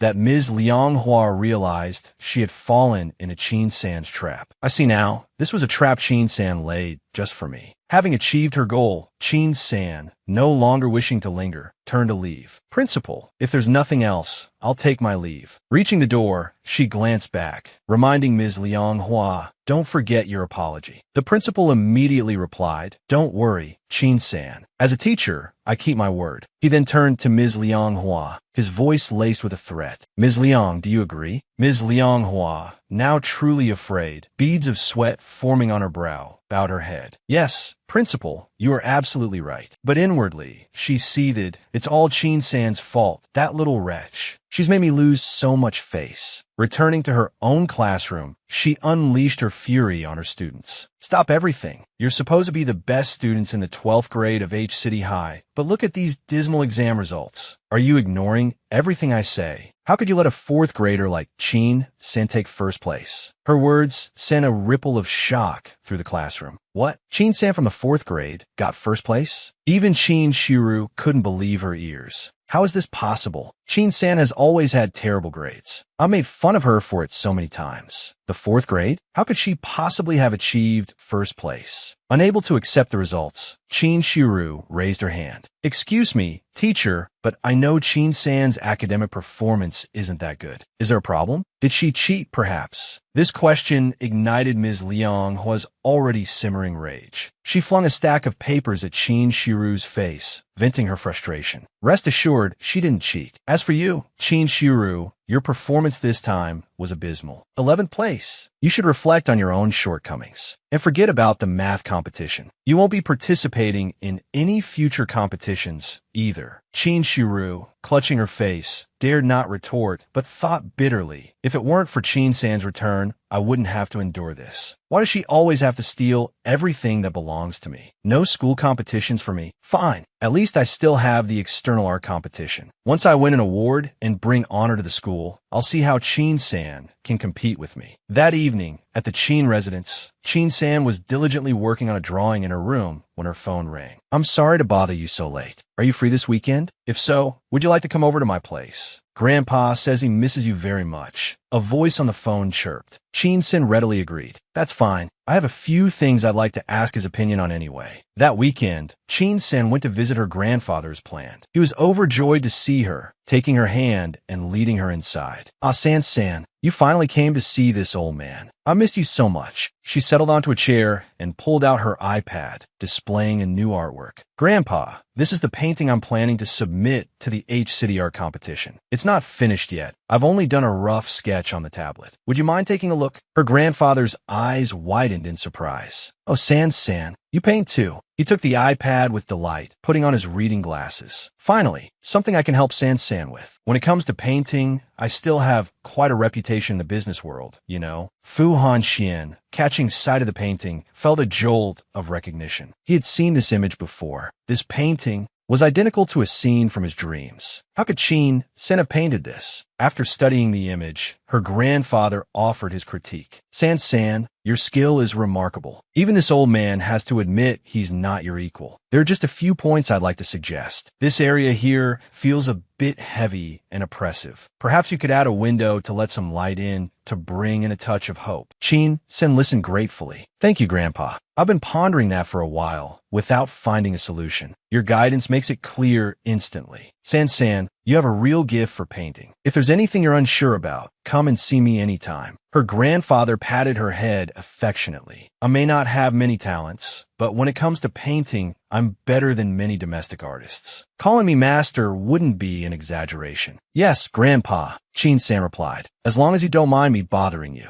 Ah, it's getting late. Let me see you out. As Fu Han-xian drove, his mind raced with questions about the painting. He couldn't help but ask, San-san, where did you get the inspiration for that painting? Her voice was subdued as she answered, I dreamt it. It was a very long dream. It was like seeing everything that happened in my past life. Fu Han-xian was startled, but he pressed on. Can you tell me about your dream? Of course, she replied. In the dream, I lived on a dilapidated farm. Her voice was filled with a deep sadness as she poured out the story of her past life to him. As he listened, Fu Han-xian glanced at her, his eyes filled with compassion. He had dreamt a similar dream, only it was more detailed and vivid than what she described. But Chin-san's account, even in its brevity, was heartbreaking. Seeing her tremble, he reached out and placed his hand over hers, as if to share his warmth and comfort her, and wanted to reassure her, to let her know he was there for her now. Then, with a serious expression, he uttered the words, whether those dreams are real or not, I will protect you for the rest of my life. The next morning, Chin-san, looking incredibly stylish and confident in a white outfit, was on her way to the company she had recently acquired. As she walked, she called Fu Han-xian, registering the company. Thankfully, you helped me. Fu Han-xian, I truly thank you from the bottom of my heart. Fu Han-xian's voice, filled with affection, replied, Chin-san, between us, there's no need for thanks. Chin-san walked a little further and arrived at her company building. She looked up at it, her heart overflowing with emotion. The company is finally established, but this is just a workplace. My goal is to build the headquarters in D-City. Inside the company, the young hacker Chin-san had previously recruited had arrived for their scheduled meeting. Full of curiosity, he asked, Manager Hong, what does your boss look like? Are they middle-aged? Or someone with a beer belly like Chan? Manager Hong, amused by the young man's imaginative description, chuckled and replied, Haha, you'll see for yourself in a moment whether they have a beer belly like Chan or not. Seeing Chin-san enter, Manager Hong stood up and greeted her. The boss is here. The young hacker, seeing that the person who walked in was a young woman, practically still a teenager, stood up and teased, Little girl, you came alone? Where's your dad? Don't tell me he's hiding from me, because he's scared. Hearing the young man's flippant and nonsensical remarks, Chin-san stood silently, looking at him with a puzzled expression. Manager Hong, stifling a laugh, walked over, patted the young man on the shoulder, and said, "Ahem, she is the boss." Hearing Manager Hong's words, the young man froze, as if turned to stone. A moment later, his eyes wide with disbelief, he stammered, "Oh my God, you're not joking, are you?" Chin Sen stepped forward and extended her hand in greeting. "Hello, I'm QS. We met at the hacking competition last time. It was an honor breaking that record with you." The young man, startled back to reality by Chin San's mention of her alias, QS, shyly extended his hand. Hello, I'm Yubei. You completely crushed me at the hacking competition." Inwardly, he marveled at the skill of this composed young woman. He couldn't believe his legendary hacking prowess had been so thoroughly dismantled by a girl who looked barely old enough to drive. It was a truly devastating defeat. Chin San pulled a USB drive from her pocket and tossed it to Yubei. "This contains the core technology for the intelligent, immersive game. Take it and study it carefully." Hearing that it held the core technology, and without a shred of doubt about Chin San's integrity, Yubei immediately accepted the drive. This simple act of trust further elevated his already high opinion of her. He clutched the USB drive, his eyes gleaming. Okay, boss. I'll get right to work." Once they were alone, Manager Hong voiced his concerns. "Boss, although our company registration was successful regarding the financial shortfall, he didn't get to finish." Chin Sen cut him off with a reassuringly firm tone. "Manager Hong, don't worry about the finances. I'll handle it." Leaving the company, Chin Sen quickly headed to her next appointment. At a cafe, a man was already waiting. This man, Feng Suo, was the president of Fengsher Film Company. Seeing Chin Sen approach, he unceremoniously pulled out a chair and sat across from her. With a slightly annoyed expression, Feng Suo spoke. "Miss, I think you have the wrong table. Someone's sitting here." Chin Sen sat down, crossed her legs, and confidently replied, "Don't worry, I'm in the right place." "Hello, President Feng. I'm Chin Sen, the one who scheduled this meeting." Feng Suo hadn't expected the person he was meeting to be such a young, seemingly inexperienced woman. Disappointed, he stood up, struggling to contain his frustration.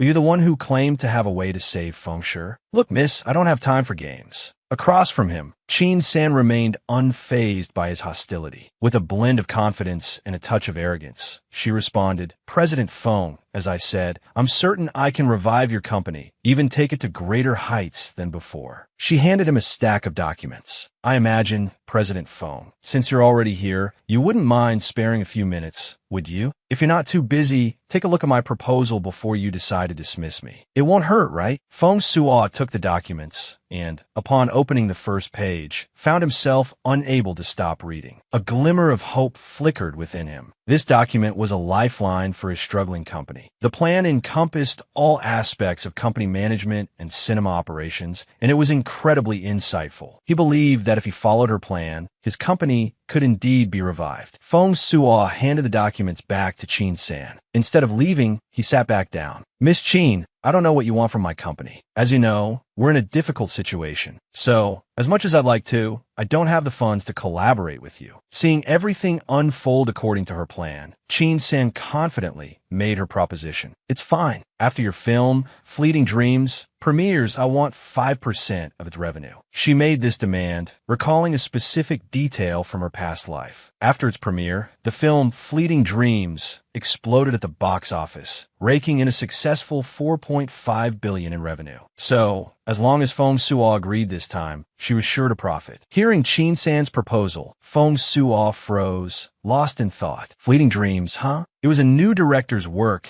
and everyone in the industry had underestimated it. The film had been shelved by the company for a year. Chin San saw the doubt in Feng Suo's eyes. She added, "President Feng, just make sure it gets plenty of screenings. I believe your company will be pleasantly surprised. It's a win-win situation, really." Feng Suo immediately agreed to Chin San's request. "Okay, deal. No problem, CEO Chin. Happy to collaborate." He thought to himself, this plan is worth much more than Fleeting Dreams. I have to get my hands on it. Chin San extended her hand in return. "I hope we have a fruitful partnership." Time flew by, and a week passed in a blink. Finally, Following Qin San's instructions, Fengshe Corporation released Fleeting Dreams in theaters. At the same time, their competitor, Flying Dragon Pictures, also released their film, Storm Cloud 6. At the Fengshe office, Feng Suo was on pins and needles. He constantly checked his phone, monitoring the box office numbers. Seeing the figures, he couldn't help but sigh. The pre-sale tickets for Fleeting Dreams are only 1/6 of Storm Cloud 6. However, he continued, the reviews for Fleeting Dreams are better than Storm Cloud 6. There's still hope. I hope everything goes smoothly, as Qin San said. Outside, his secretary rushed in, phone in hand, and announced breathlessly, President Feng, the internet trolls. The internet trolls. Seeing his secretary's frantic state, Feng Suo had a sinking feeling. Could Flying Dragon have hired trolls to smear Fleeting Dreams? We don't have enough money to hire our own trolls to control the reviews. Disappointment and frustration warred within him. Could we really lose to Storm Cloud 6 this time? His secretary shook his head and excitedly showed his phone to President Feng. It's not like that, President Feng. It's that the competition can't post negative reviews. It was utterly bizarre. While Fengshe was celebrating, chaos reigned at Flying Dragon Pictures. CEO Li Yongyan, seeing the unfavorable situation, slammed his hand on the table and yelled at his employees. Didn't I tell you to manipulate public opinion and smear their film? Why haven't you done it yet? An employee, holding a laptop, nervously explained, sweat beading on his forehead. It's not like that. Silly, we've encountered a strange problem. We can't post any negative comments. The enraged CEO Lee slammed his fist on the table again. I don't care. Figure out. If you can't solve this, don't bother coming to work tomorrow. The three employees, seeing the tense situation, were drenched in sweat and quickly scrambled to find solution. Back at Fengshe Corporation, Feng Suo's face was grim. His secretary, seeing his expression, elaborated on the situation. They post a comment, and it immediately disappears. It's so strange. Moreover, our pre-sale tickets for Fleeting Dreams for tomorrow have surpassed Storm Cloud 6 by more than 10 times. Feng Suo was stunned. Qin San's image suddenly flashed in his mind. Could it be her? Filled with suspicion, he immediately called her to probe. Miss Qin,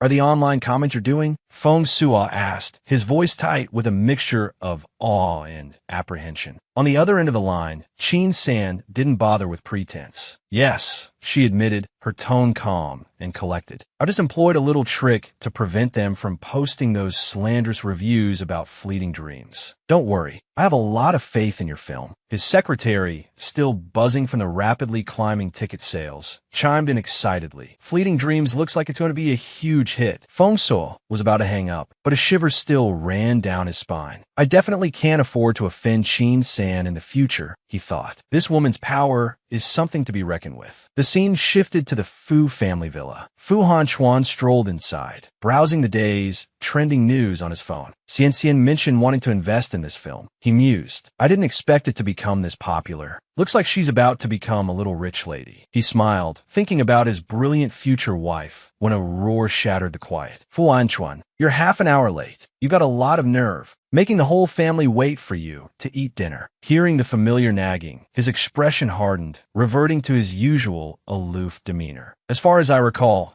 I didn't ask anyone to wait, he retorted coolly. Mr. Fu, his father, was instantly enraged. You ungrateful wretch. Do you even have any respect for the Fu family? Fu Hanchuan, unfazed by his irresponsible father, shot back. I should ask you, do you even consider me your son? Abandoning your wife and child to marry that low-class mistress. Do you even have a right to call me ungrateful? His stepmother, feigning a wounded expression, leaned against Mr. Fu, seeking his protection. Her performance successfully widened the rift between father and son. Mr. Fu slammed his hand on the dining table, furious. Fu Hanchuan, apologize to your mother. Right now. Ignoring his father's outburst, Fu Hanchuan fixed them both with an icy glare. His gaze was colder than ice. Seeing the tension escalate, Grandfather Fu slammed his own hand on the table and rose to his feet. Apologize? For what? Hanchuan is absolutely right. A cheap bar girl doesn't deserve to step foot in the Fu family home. Grandfather Fu, referring to Fu Hanchuan's stepmother, glared at his son. Besides, he continued, his voice sharp, have you ever cared for Hanchuan? You have no right to call him ungrateful. Grandfather Fu softened his expression and walked over to his grandson, placing a comforting hand on his shoulder. Han Chuan, come sit with me. His stepmother, ever the picture of saccharine innocence, attempted to defend her husband. Father, Hong Yi actually cares deeply for Han Chuan. It's just that he's usually so busy with work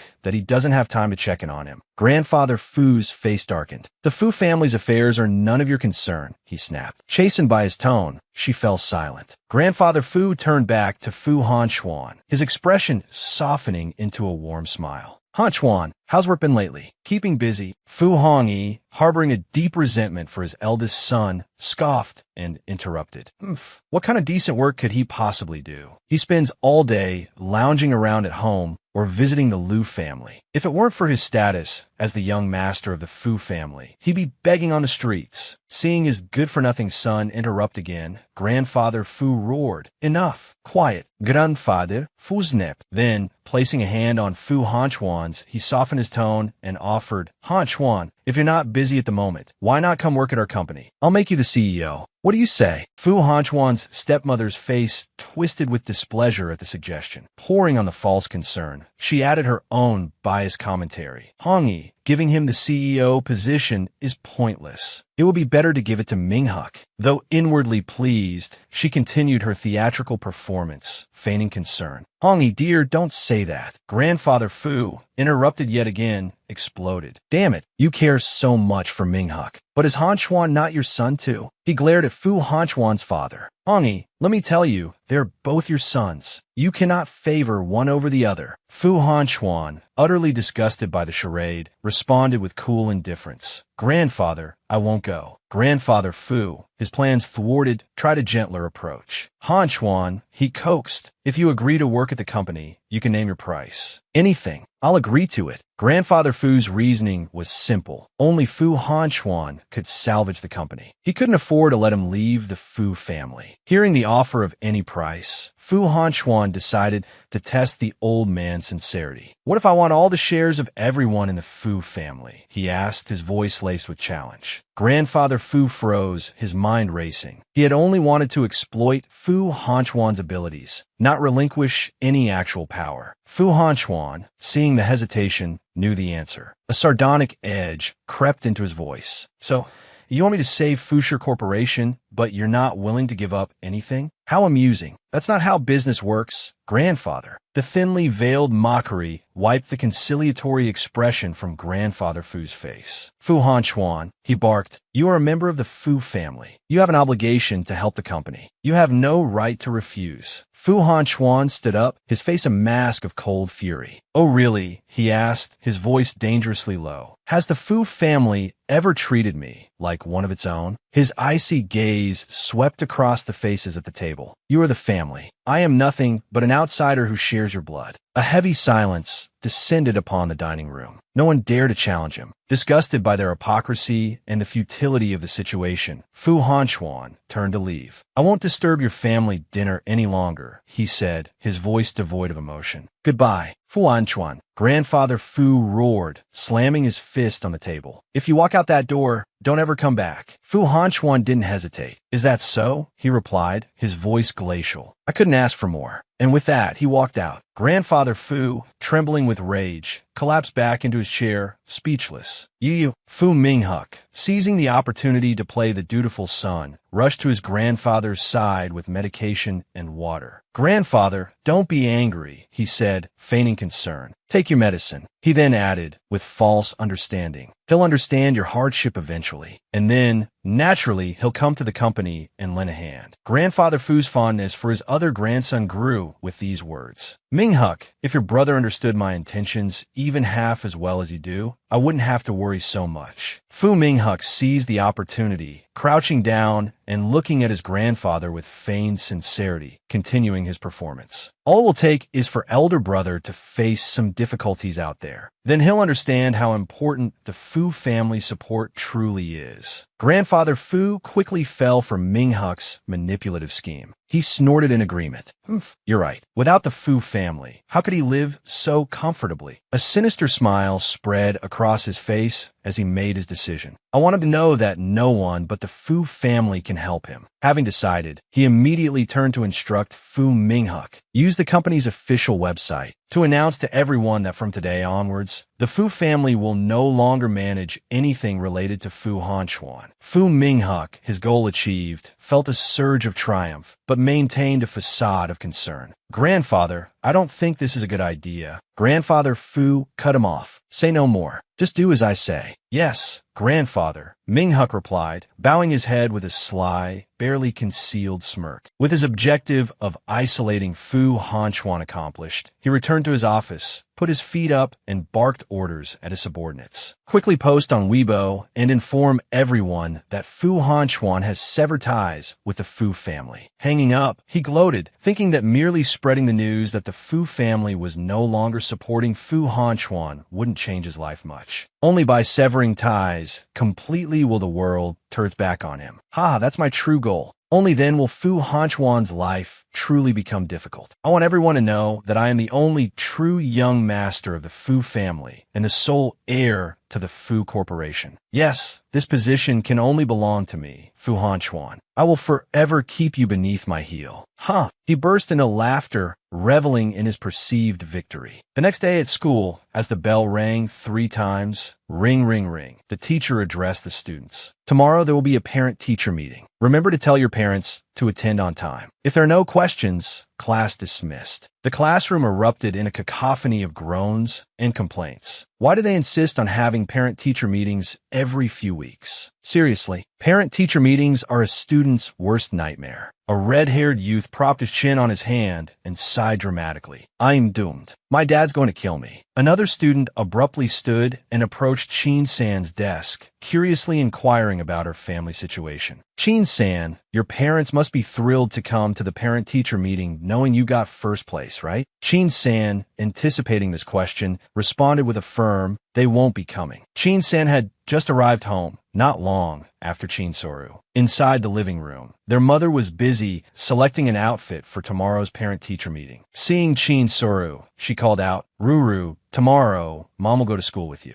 The teacher will definitely praise you again. Come here quickly and help me decide which outfit looks best for the parent-teacher meeting. Chin-soru, her face tense, felt a pang of guilt about what had happened at school earlier that day. She simply replied, Mom, they all look beautiful. Chin-soru then cautiously inquired, by the way, Mom, you're going to the parent-teacher meeting for me tomorrow, so Dad is going to the meeting for my older sister, right? At the mention of Chin-san, their mother's expression quickly soured. Her grades are so poor, your father and I won't be attending her parent-teacher meeting. Going would only bring shame upon ourselves. Their father, who was reading the newspaper, chimed in, addressing Chin-san as she climbed the stairs. Sanhee, I won't be attending your parent-teacher meeting this time. I have some urgent business at the company tomorrow, and your mother is already going to Ruru's meeting. So, be a good girl and sit there by yourself tomorrow. And don't cause any trouble. Chin-san looked at the 2 people who were her parents in name only and gave a cold laugh. A sardonic smile twisted her lips. Oh, I see. It seems that only Chin-soru is your daughter. Her mother bristled. How dare you talk back to me? Chin-san, can't you be more understanding? Ruru is your younger sister. You can't just leave her alone, can you? I've noticed that ever since you came back to the Chin family, you've been trying to compete with her for everything. Chin-san's heart grew icy within the confines of this family. She shoved a hand into her pocket, her expression indifferent as she turned to leave. Well, from now on, the Chin family can just pretend they don't have this daughter. Why don't you just kick me out of the Chin family tomorrow? That way, I won't have the opportunity to steal anything from your precious daughter, Chin-soru. If there's nothing else, I'll go back to my room.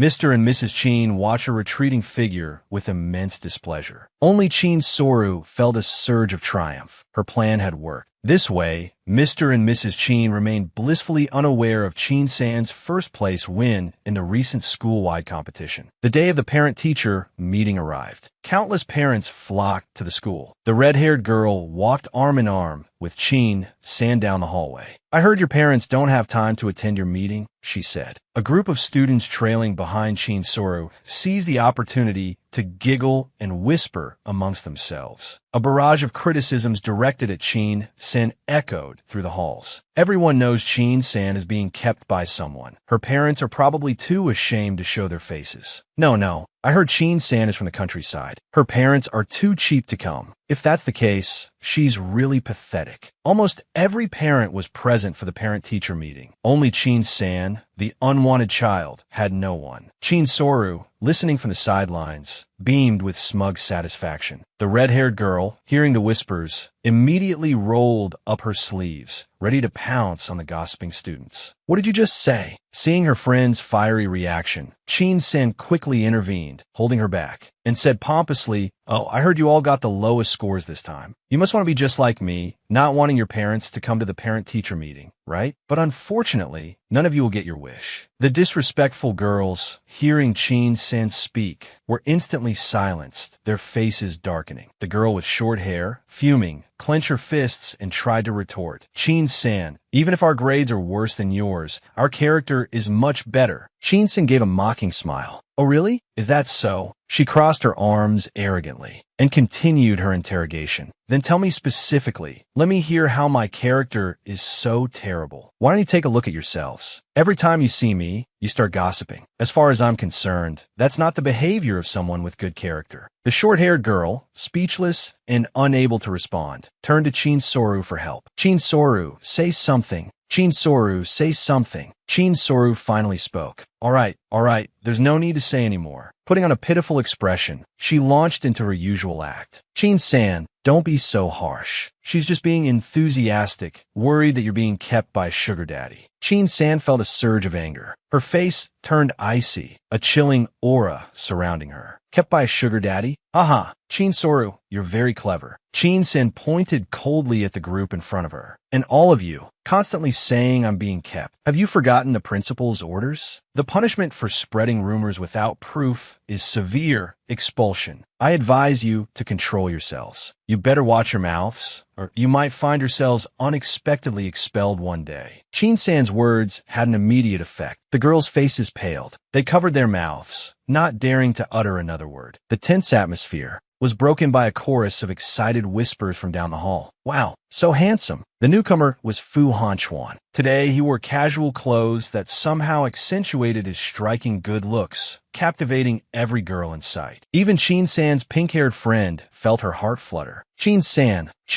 look at that handsome guy. He's so gorgeous." A total cold, aloof heartthrob. "This is the first time I've seen such a handsome man." Chin San stared, surprised. "It's Mr. Fu? Why is he here?" Fu Hanchuan's presence drew a wave of admiration. "Oh my God, he's so handsome. I bet he's here for the parent-teacher meeting. Maybe he has a younger brother or sister at our school. If you're my boyfriend, I'd wake up laughing from my dreams." The girl next to Chin Soru gushed, then turned to flatter her. "Soru, I think only you are worthy of such a man. A perfect match. You're the only one who can compare to him." Her friend continued excitedly. "So, do you think he's here looking for you?" Chin Soru blushed, a hopeful flutter in her chest. "Could he really be here for me?" As Fu Hanchuan approached, Chin Soru, lost in her fantasy, didn't dare look up. Her heart pounded with a mixture of anticipation and nervousness. Fu Hanchuan, mid-stride, found his path blocked. He looked at Chin Soru with annoyance and addressed her curtly. "Excuse me, classmate." The short-haired girl next to Chin Soru was certain this handsome newcomer was there for her. Leaning in, she whispered, "Soru, he's calling you." "Really?" Chin Soru switched on her confidence, practically glowing with self-satisfaction. She basked in the attention of the onlookers as she glanced at Fu Hanchuan and asked with feigned familiarity, "You're here?" Nearby, two girls whispered conspiratorially, "Is that gorgeous guy really here for Chin Soru?" "It must be. I think Chin Soru must be romantically involved with him," one of the gossiping girls declared. Others chimed in, unable to contain their envy. "Seriously, Chin Soru is like heaven's favorite. Everything good just falls in her lap. Look at her. Beautiful, top grades, rich family. And now even her boyfriend is top tier. Handsome and wealthy." Just as Chin Soru was reveling in the assumed attention, Fu Hanchuan brushed past her with an air of indifference. His words are like a bucket of ice water. "Excuse me, please move. You're in the way." The statement effectively deflated Qin Suru, leaving her wishing for a hole to swallow her whole. Fu Hanchuan then walked towards Qin-san, and his voice softened as he called out, "San-san." Qin-san greeted him with a smile, then asked curiously, "Mr. Fu, why are you here?" He reached out and ruffled her hair affectionately. "I'm here for your parent-teacher meeting, of course, San-san." After arriving at the school, Fu Hanchuan had gone straight to Qin-san. Catching a faint whiff of candy on her, he leaned in and asked indulgently, "San-san, have you been eating candy?" He asked because Qin-san always had a pleasant, subtle fragrance about her. Momentarily stunned by his unexpected question, Qin-san quickly recovered. She reached into her pocket and began to search. "Oh yes, Mr. Fu. Would you like some?" Qin-san pulled out 2 pieces of candy and offered them to him. Fu Hanchuan looked at the candy in her hand, a thoughtful expression crossing his face. Sanson hadn't had the best care growing up and had suffered from malnutrition, which led to hypoglycemia. And that's how she developed her candy habit. Fu Hanchuan quickly took the candy from Qin-san's hand. "Thanks, San-san." Qin-san smiled, her eyes crinkling at the corners, and gave a small nod. Fu Hanchuan unwrapped the sweet and popped it in his mouth, a vow forming in his mind to make the Feng family pay. After finishing the candy, he headed into the classroom for the parent-teacher meeting. Before entering, he turned back to her with an affectionate look. "The candy's delicious, San-san. I'll see you inside." As he entered, the homeroom teacher turned to him to confirm his relationship to the student. "Whose guardian are you?" He replied proudly, "I'm Qin-san's older brother." The pink-haired girl, witnessing this handsome newcomer's connection to her friend, covered her mouth and whispered to Qin-san, "San-san, you're amazing. I can't believe you have such a handsome older brother." Qin-san simply smiled, offering no explanation. The crowd outside the classroom immediately began buzzing about Fu Hanchuan. The homeroom teacher, handing out the exam results to the parents, announced, "This exam was quite challenging, but everyone's scores have improved significantly compared to last time, especially Qin-san. She achieved the highest score in the class, with perfect marks in every subject." Fu Hanchuan, holding Qin-san's results, swelled with pride. "Looks like my girl is quite brilliant." Some parents turned to him and started conversations. "You're Qin-san's brother, right? Could you share how she studies at home? We'd love to learn from your methods." Seeing everyone's attention focused on his future wife, Fu Hanchuan puffed up with pride and began to embellish, bragging about her. "It's all talent and hard work. My little sister just locks herself in her room to study after she gets home." He put on an air of smug satisfaction, leaving the other parents speechless. Qin-san, standing outside the door, nearly fainted. "Lock myself in my room to study? When? Mr. Fu seems to have some misunderstandings about me." Meanwhile, in another classroom, Qin Soru's mother, dressed impeccably, arrived for the parent-teacher meeting. Seeing her, several parents flocked around her, showering her with compliments. "Ah, Soru's mother is here. Your Soru is so talented, always at the top of her class. Truly, I wouldn't know how to raise such a beautiful and intelligent daughter." A man approached and asked, "Soru's mother, you must supervise her studies closely at home, right?" Qin Soru's mother beamed, her eyes crinkling with pride. "It's all Soru's own effort. I just offer her some simple guidance. Good grades aren't just about hard work, but also talent." Her gaze swept over the other parents as she continued, her voice laced with subtle barbs. "Without talent, no matter how hard you try, you can't achieve high scores on these exams." The other parents, picking up on her thinly veiled insults, exchanged uncomfortable glances.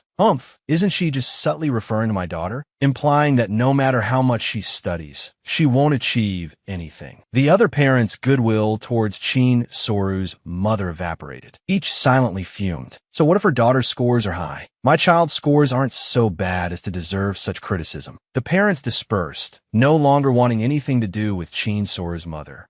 Just getting into the top 10, what's so great about that? The exam scores haven't even been officially released. It's still uncertain who's higher and who's lower. Teacher Liang Hua, clutching the exam results, walked out and reminded the parents, "Is it time already? Why are you all still standing here? Please return to your seats so we can begin the meeting." Qin Soru's mother hurried over, brimming with anticipation, and asked, "Teacher Liang, I'd like to ask about Soru's performance on this exam." Teacher Liang Hua's face darkened. Still smarting from the incident where Class 4 had outperformed hers, she snapped, "You still have the nerve to ask?" Qin Soru dropped from the top 3 to 11th place. Do you think that a good result? The university entrance exam is crucial, so parents should pay more attention. At home, remember to encourage your children to study hard. Don't rely on me for everything. Teacher Liang Hua waved her hand dismissively. All right, go back to your seat. The parent-teacher meeting is about to start. Don't waste the other parents' time. Chin Soru's mother, after a moment of stunned disbelief, felt utterly humiliated. She wanted the earth to swallow her whole. The parents she had previously insinuated against were now relishing her embarrassment. They whispered amongst themselves, "Oh my, someone's daughter only managed 11th place, and she was acting so superior. My son placed 4th. Does that mean I have the right to look down on someone now? Huh, exactly. Someone's always acting like her daughter is the best. She doesn't even look at her own standing." Chin Soru's mother's face turned green as she listened to the gossip. She didn't dare look anyone in the eye. Seething, she muttered, "How dare they look down on me? Sora dropping out of the top 10 and not even telling me beforehand. I've lost so much face." After school, Chin Soru's mother pulled Soru aside and interrogated her angrily. "Soru, what happened? Why did you only get 11th place on this exam?" Chin Soru was prepared. Putting on a pitiful expression, she said, "Mom, you know I had a cold that day. While I was taking the exam, I suddenly felt very dizzy." Chin Soru clutched her face, tears welling up as she apologized. "I'm sorry, Mom. Whatever the reason, it's because I didn't do well." Chin Soru's mother was immediately taken in by this act and quickly forgave her, pulling her into a comforting hug. "It's okay, Soru. This time you failed, but you failed. Just remember to do better next time." "Yes, Mom. I'll do better next time." Chin Soru's mother regained her composure, patted her shoulder, and praised her. "I believe you're much better than that Chin-san girl. No matter what, you still did better than Chin-san." Hearing this, Chin Soru panicked inwardly. She dreaded the news of Chin-san placing first reaching her mother. But as if her fears had summoned it, 2 parents from class 4, walking by after school, were discussing animatedly. This time, the top student isn't Su Xuanyu, but Chin-san from class 4. "This is unbelievable," someone muttered, and Chin Soru's face paled. Her eyes darted towards her mother, panic rising in her chest. This was bad. The news of Chin-san topping the class was about to reach her mother's ears. Mrs. Chin, having overheard the parents' gossip, felt her own face drain of color. She turned and grabbed Chin Soru's hand, her voice sharp. "Soru, is it true? Did Chin-san really get first place?" Chin Soru, knowing she couldn't hide it any longer, whispered a fearful, "Yes, mother." The confirmation hit Mrs. Chin like a bolt of lightning. Her face a mask of disbelief. She stammered,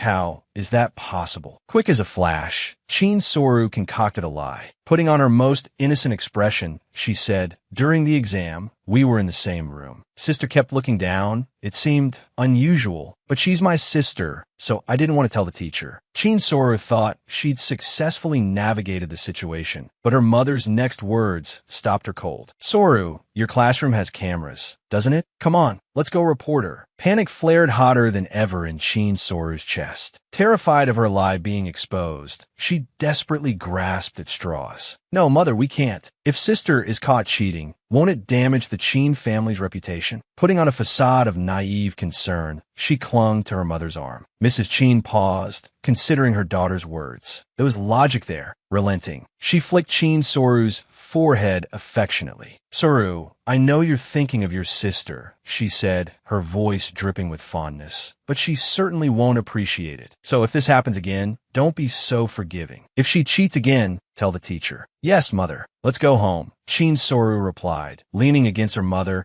successfully concealing her deception. But as they reached the school gates, they saw Chin-san being picked up by Fu Hanchuan. He was even holding the car door open for her. Mrs. Chin, arms crossed, scowled. "Disgraceful. So young and already dating. She hasn't even experienced the world, comes to the big city, and starts imitating those shameless women." Chin-san, hearing her mother's venomous words, felt a chill deeper than any she'd ever known. She shot a frigid glance at Mrs. Chin, then turned and climbed into Fu Hanchuan's car. "Let's go," she said decisively. Fu Hanchuan radiated an icy aura, his face a mask of displeasure as he glared at the woman who dared to call herself Chin-san's mother.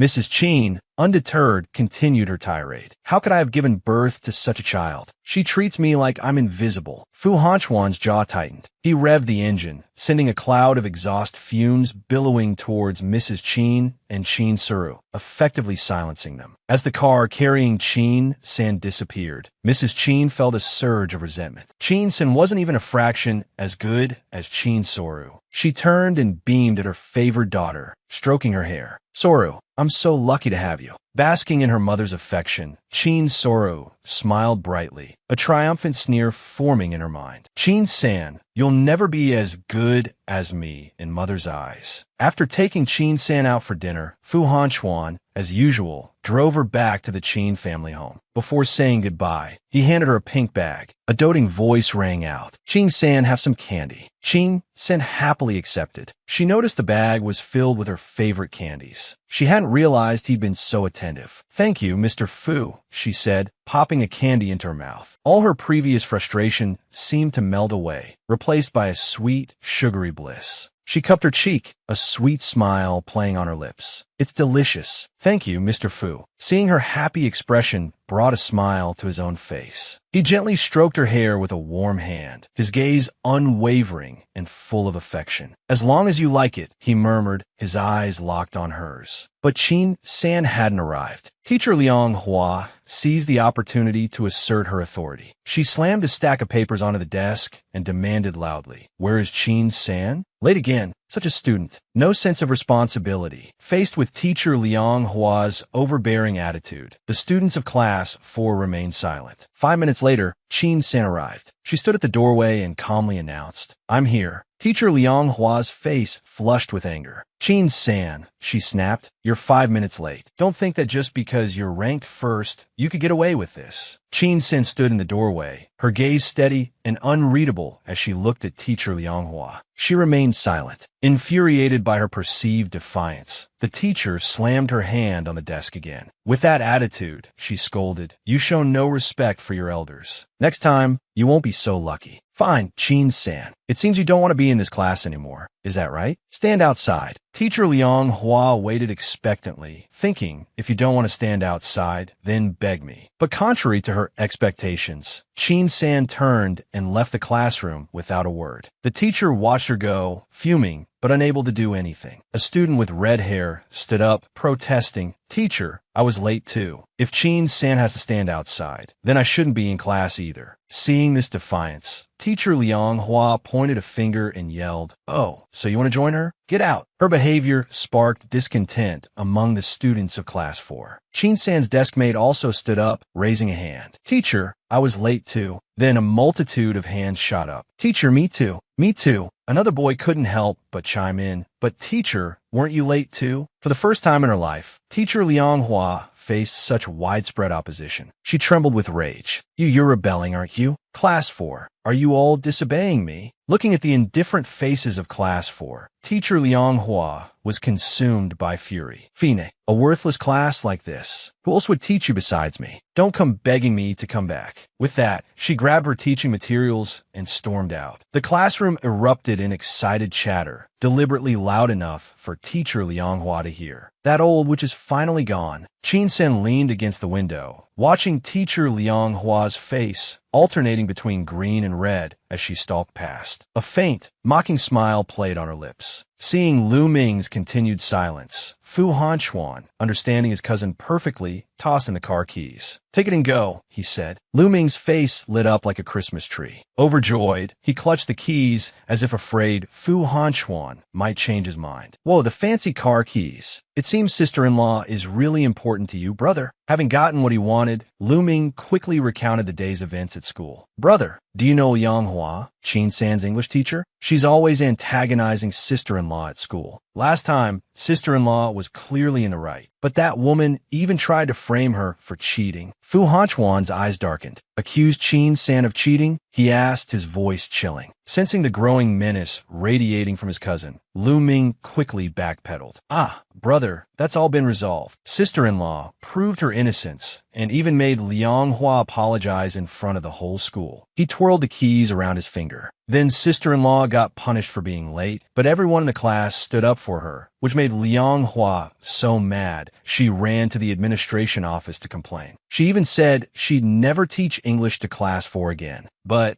Class 4 is the worst class, so I doubt anyone else will want to teach them English anyway. Fu Hanchuan stroked his chin, lost in thought, seemingly calculating something. After hearing the whole story, he abruptly stood up and snatched the car keys from Lu Ming's hand, leaving his cousin stunned. "What's wrong, brother?" Fu Hanchuan's face was grim. "Lu Ming, you haven't even told me the full story about Qin San being falsely accused of cheating. I haven't even settled the score with you for that yet," he said. "And you think you're getting the car? Dream on." Lu Ming slumped onto the sofa, devastated. "Wow, my car." Meanwhile, Fu Hanchuan, enraged that someone dared to wrong his beloved wife, quickly grabbed his phone and contacted his subordinate. "Assistant Lin, investigate Liang Hua from Haiqing City High School immediately. I want all the information on her. The sooner, the better." He continued, his voice laced with authority. "Also, I want to join Haiqing City High School as an English teacher for classes 3 and 4. Arrange it." Assistant Lin worked with remarkable efficiency. In less than a day, he had fulfilled Fu Hanchuan's demands. The next day, a notice about the new incoming teacher was posted on the bulletin board at Qinsan School. Countless students, seeing the announcement, whispered amongst themselves, "Wow, Class 4 is getting a new English teacher. They're so lucky. I heard he's a young teacher who graduated from Daidi University." "Oh, really? I'm so envious." Meanwhile, Liang Hua's face was thunderous. How do they find a new teacher so fast? Which idiot would agree to teach such a terrible class? As she stormed back to the staff room to inquire about the situation, she overheard voices from inside. "Haha, this is hilarious." Liang Hua actually thought no one would teach Class 4 after she left. Inside, a female and a male teacher were in heated discussion. "I can't believe a Daidi University graduate came here looking for a job. This is such a satisfying slap in the face." The male teacher chimed in. "Tell me about it." Liang Hua thinks she's so great. If she didn't have connections, Ms. Chun would have the position of homeroom teacher for Class 1 already. Furious, Liang Hua flung open the door and jabbed her finger accusingly at the two teachers inside. "Li Wenla, Chen Shuyu," she roared. "You're all just the same, a bunch of gossiping, two-faced women." Ms. Chen stood up, her voice laced with disgust. "Since we're laying our cards on the table, I'll be blunt. I've loathed you for a long time. If you want to find someone to back you up against me, go ahead, do your worst. I don't even want this job anymore." Mr. Li, equally resolute, chimed in. "Liang Hua, I'm with Dai Li on this. Do whatever you want us." Blinded by rage, Liang Hua revealed her weakness. "Just you wait. I'll have Principal Zhu take care of you." The mention of Principal Zhu's name sent a jolt of shock through both Mr. Li and Ms. Chun. "Principal Zhu?" Ms. Chun asked sharply, her eyes narrowing. "Are you talking about Principal Zhu Sheng, the head of the Academic Affairs Office?" Realizing her slip-up, Liang Hua clapped a hand over her mouth, backpedaling furiously. No, it wasn't him. But her expression betrayed her lie. Ms. Chun let out a short, humorless laugh, relishing the upper hand she now held over the haughty Liang Hua. "Don't bother denying it. Your reaction says it all. But I'm curious about one thing. Principal Zhu is married, isn't he? Are you his mistress?" Mr. Li, emboldened, pressed the attack. "Liang Hua, if you're his mistress, we'll report you to his wife. When she makes a fuss, both you and Principal Zhu will be fired." Liang Hua now understood why the sea was salty. Fear, cold and clammy, gripped her as her secret was laid bare. "You," she stammered, the air thick with tension. Just then, Ms. Lin pushed open the door. Sensing the strange atmosphere, she asked, "What's going on here?" Mr. Li and Ms. Chun rushed towards Ms. Lin, eager to mend bridges. "Ms. Lin, we're truly sorry. We were wrong before. We won't mock you again." "Yes, Ms. Lin," Mr. Li added. "We were blinded. We won't praise incompetent teachers like,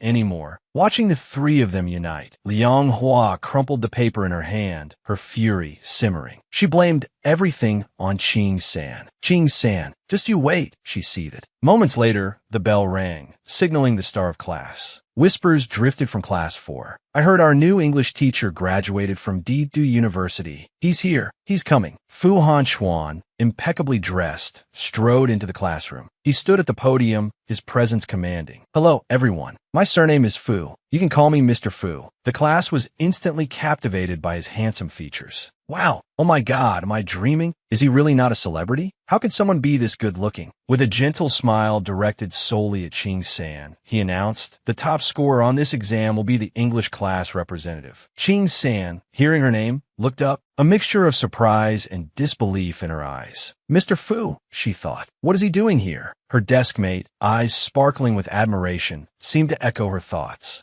Zan, her friend whispered, I bet he's definitely here because of you. Your brother really loves you. I wish I had a brother, just like him. Qin Zan's face flushed slightly, her heart beating faster than ever. He came here on purpose for me? She wondered. Deputy Fu Hanxian walked down the aisle, handing out test papers to the two students in the front row, instructing them to pass them back to the rest of the class. First, we'll have a small test to gauge everyone's level, he announced. He walked slowly towards where Qin Zan was sitting. Seeing him approach, she suddenly felt nervous, sitting up straight. As he passed by, he leaned down and whispered, Zan, come to my office after class. She blushed, softly replying, okay. The class ended quickly. Zan followed Han to Fu Hanchuan's office. He thoughtfully made her a cup of tea. Zan, have some tea, he offered. Qin Zan accepted the cup, her hand tightening around it. Unable to contain her curiosity, she asked, Deputy Fu, why did you come to teach here? She remembered that in her past life, he hadn't become a teacher at Ha City High School. He leaned down, gazing at her with deep affection. Because of you, he replied. Qin Zan was surprised by his directness. She stammered, be because of me? He gently stroked her hair, his voice tender, a tenderness reserved only for her. I don't want my Zan to be bullied at school, so I came here. His words warmed her usually cold heart. She smiled happily. Thank you, Deputy Fu. Even if everyone else in the world treated her poorly, Deputy Fu and sixth uncle treated her with genuine kindness. He smiled warmly. What's there to thank me for? Zan, remember, you still have me. If you're bullied, don't suffer in silence, okay? She looked up at him, her eyes wide and innocent, filled with gratitude. Yes, I understand. As if remembering something important, he suddenly asked, oh, right, is the list for the youth painting competition out yet? She leaned back in her chair, a hopeful look in her eyes. It should be out tonight. The scene shifted to the Qin family home. It was evening. At the dinner table, Mother Qin kept piling food onto Qin Nu's plate. Newer, after tonight, you'll be qualified to participate in the youth painting competition. Congratulations in advance. Eat this. Although Qin Nu felt smug, she maintained a facade of innocent sweetness. Mom, the results aren't out yet. Mother Qin was extremely confident in Qin Nu. You're a student of Qi Wenshe, one of the best painting masters in the country. If you can't participate, who in Ha City can? Father Qin chimed in, Nu, if you win the award this time, I'll give you a reward when you get back. Qin Nu replied confidently, thank you, Mom and Dad. Just then, Qin Nu's phone rang with the results. She answered with great excitement. Hello? Mother Qin eagerly asked, well, are you first place? Contrary to the family's expectations, Qin Nu's face suddenly paled when she heard the results. First place didn't belong to her. She clenched her fist, thinking first place is Sheng? But who is Sheng? The full story up to the latest chapter ends here. While waiting for the new part, don't forget to check out other equally good stories that Hai has posted on the channel. Thank you very much.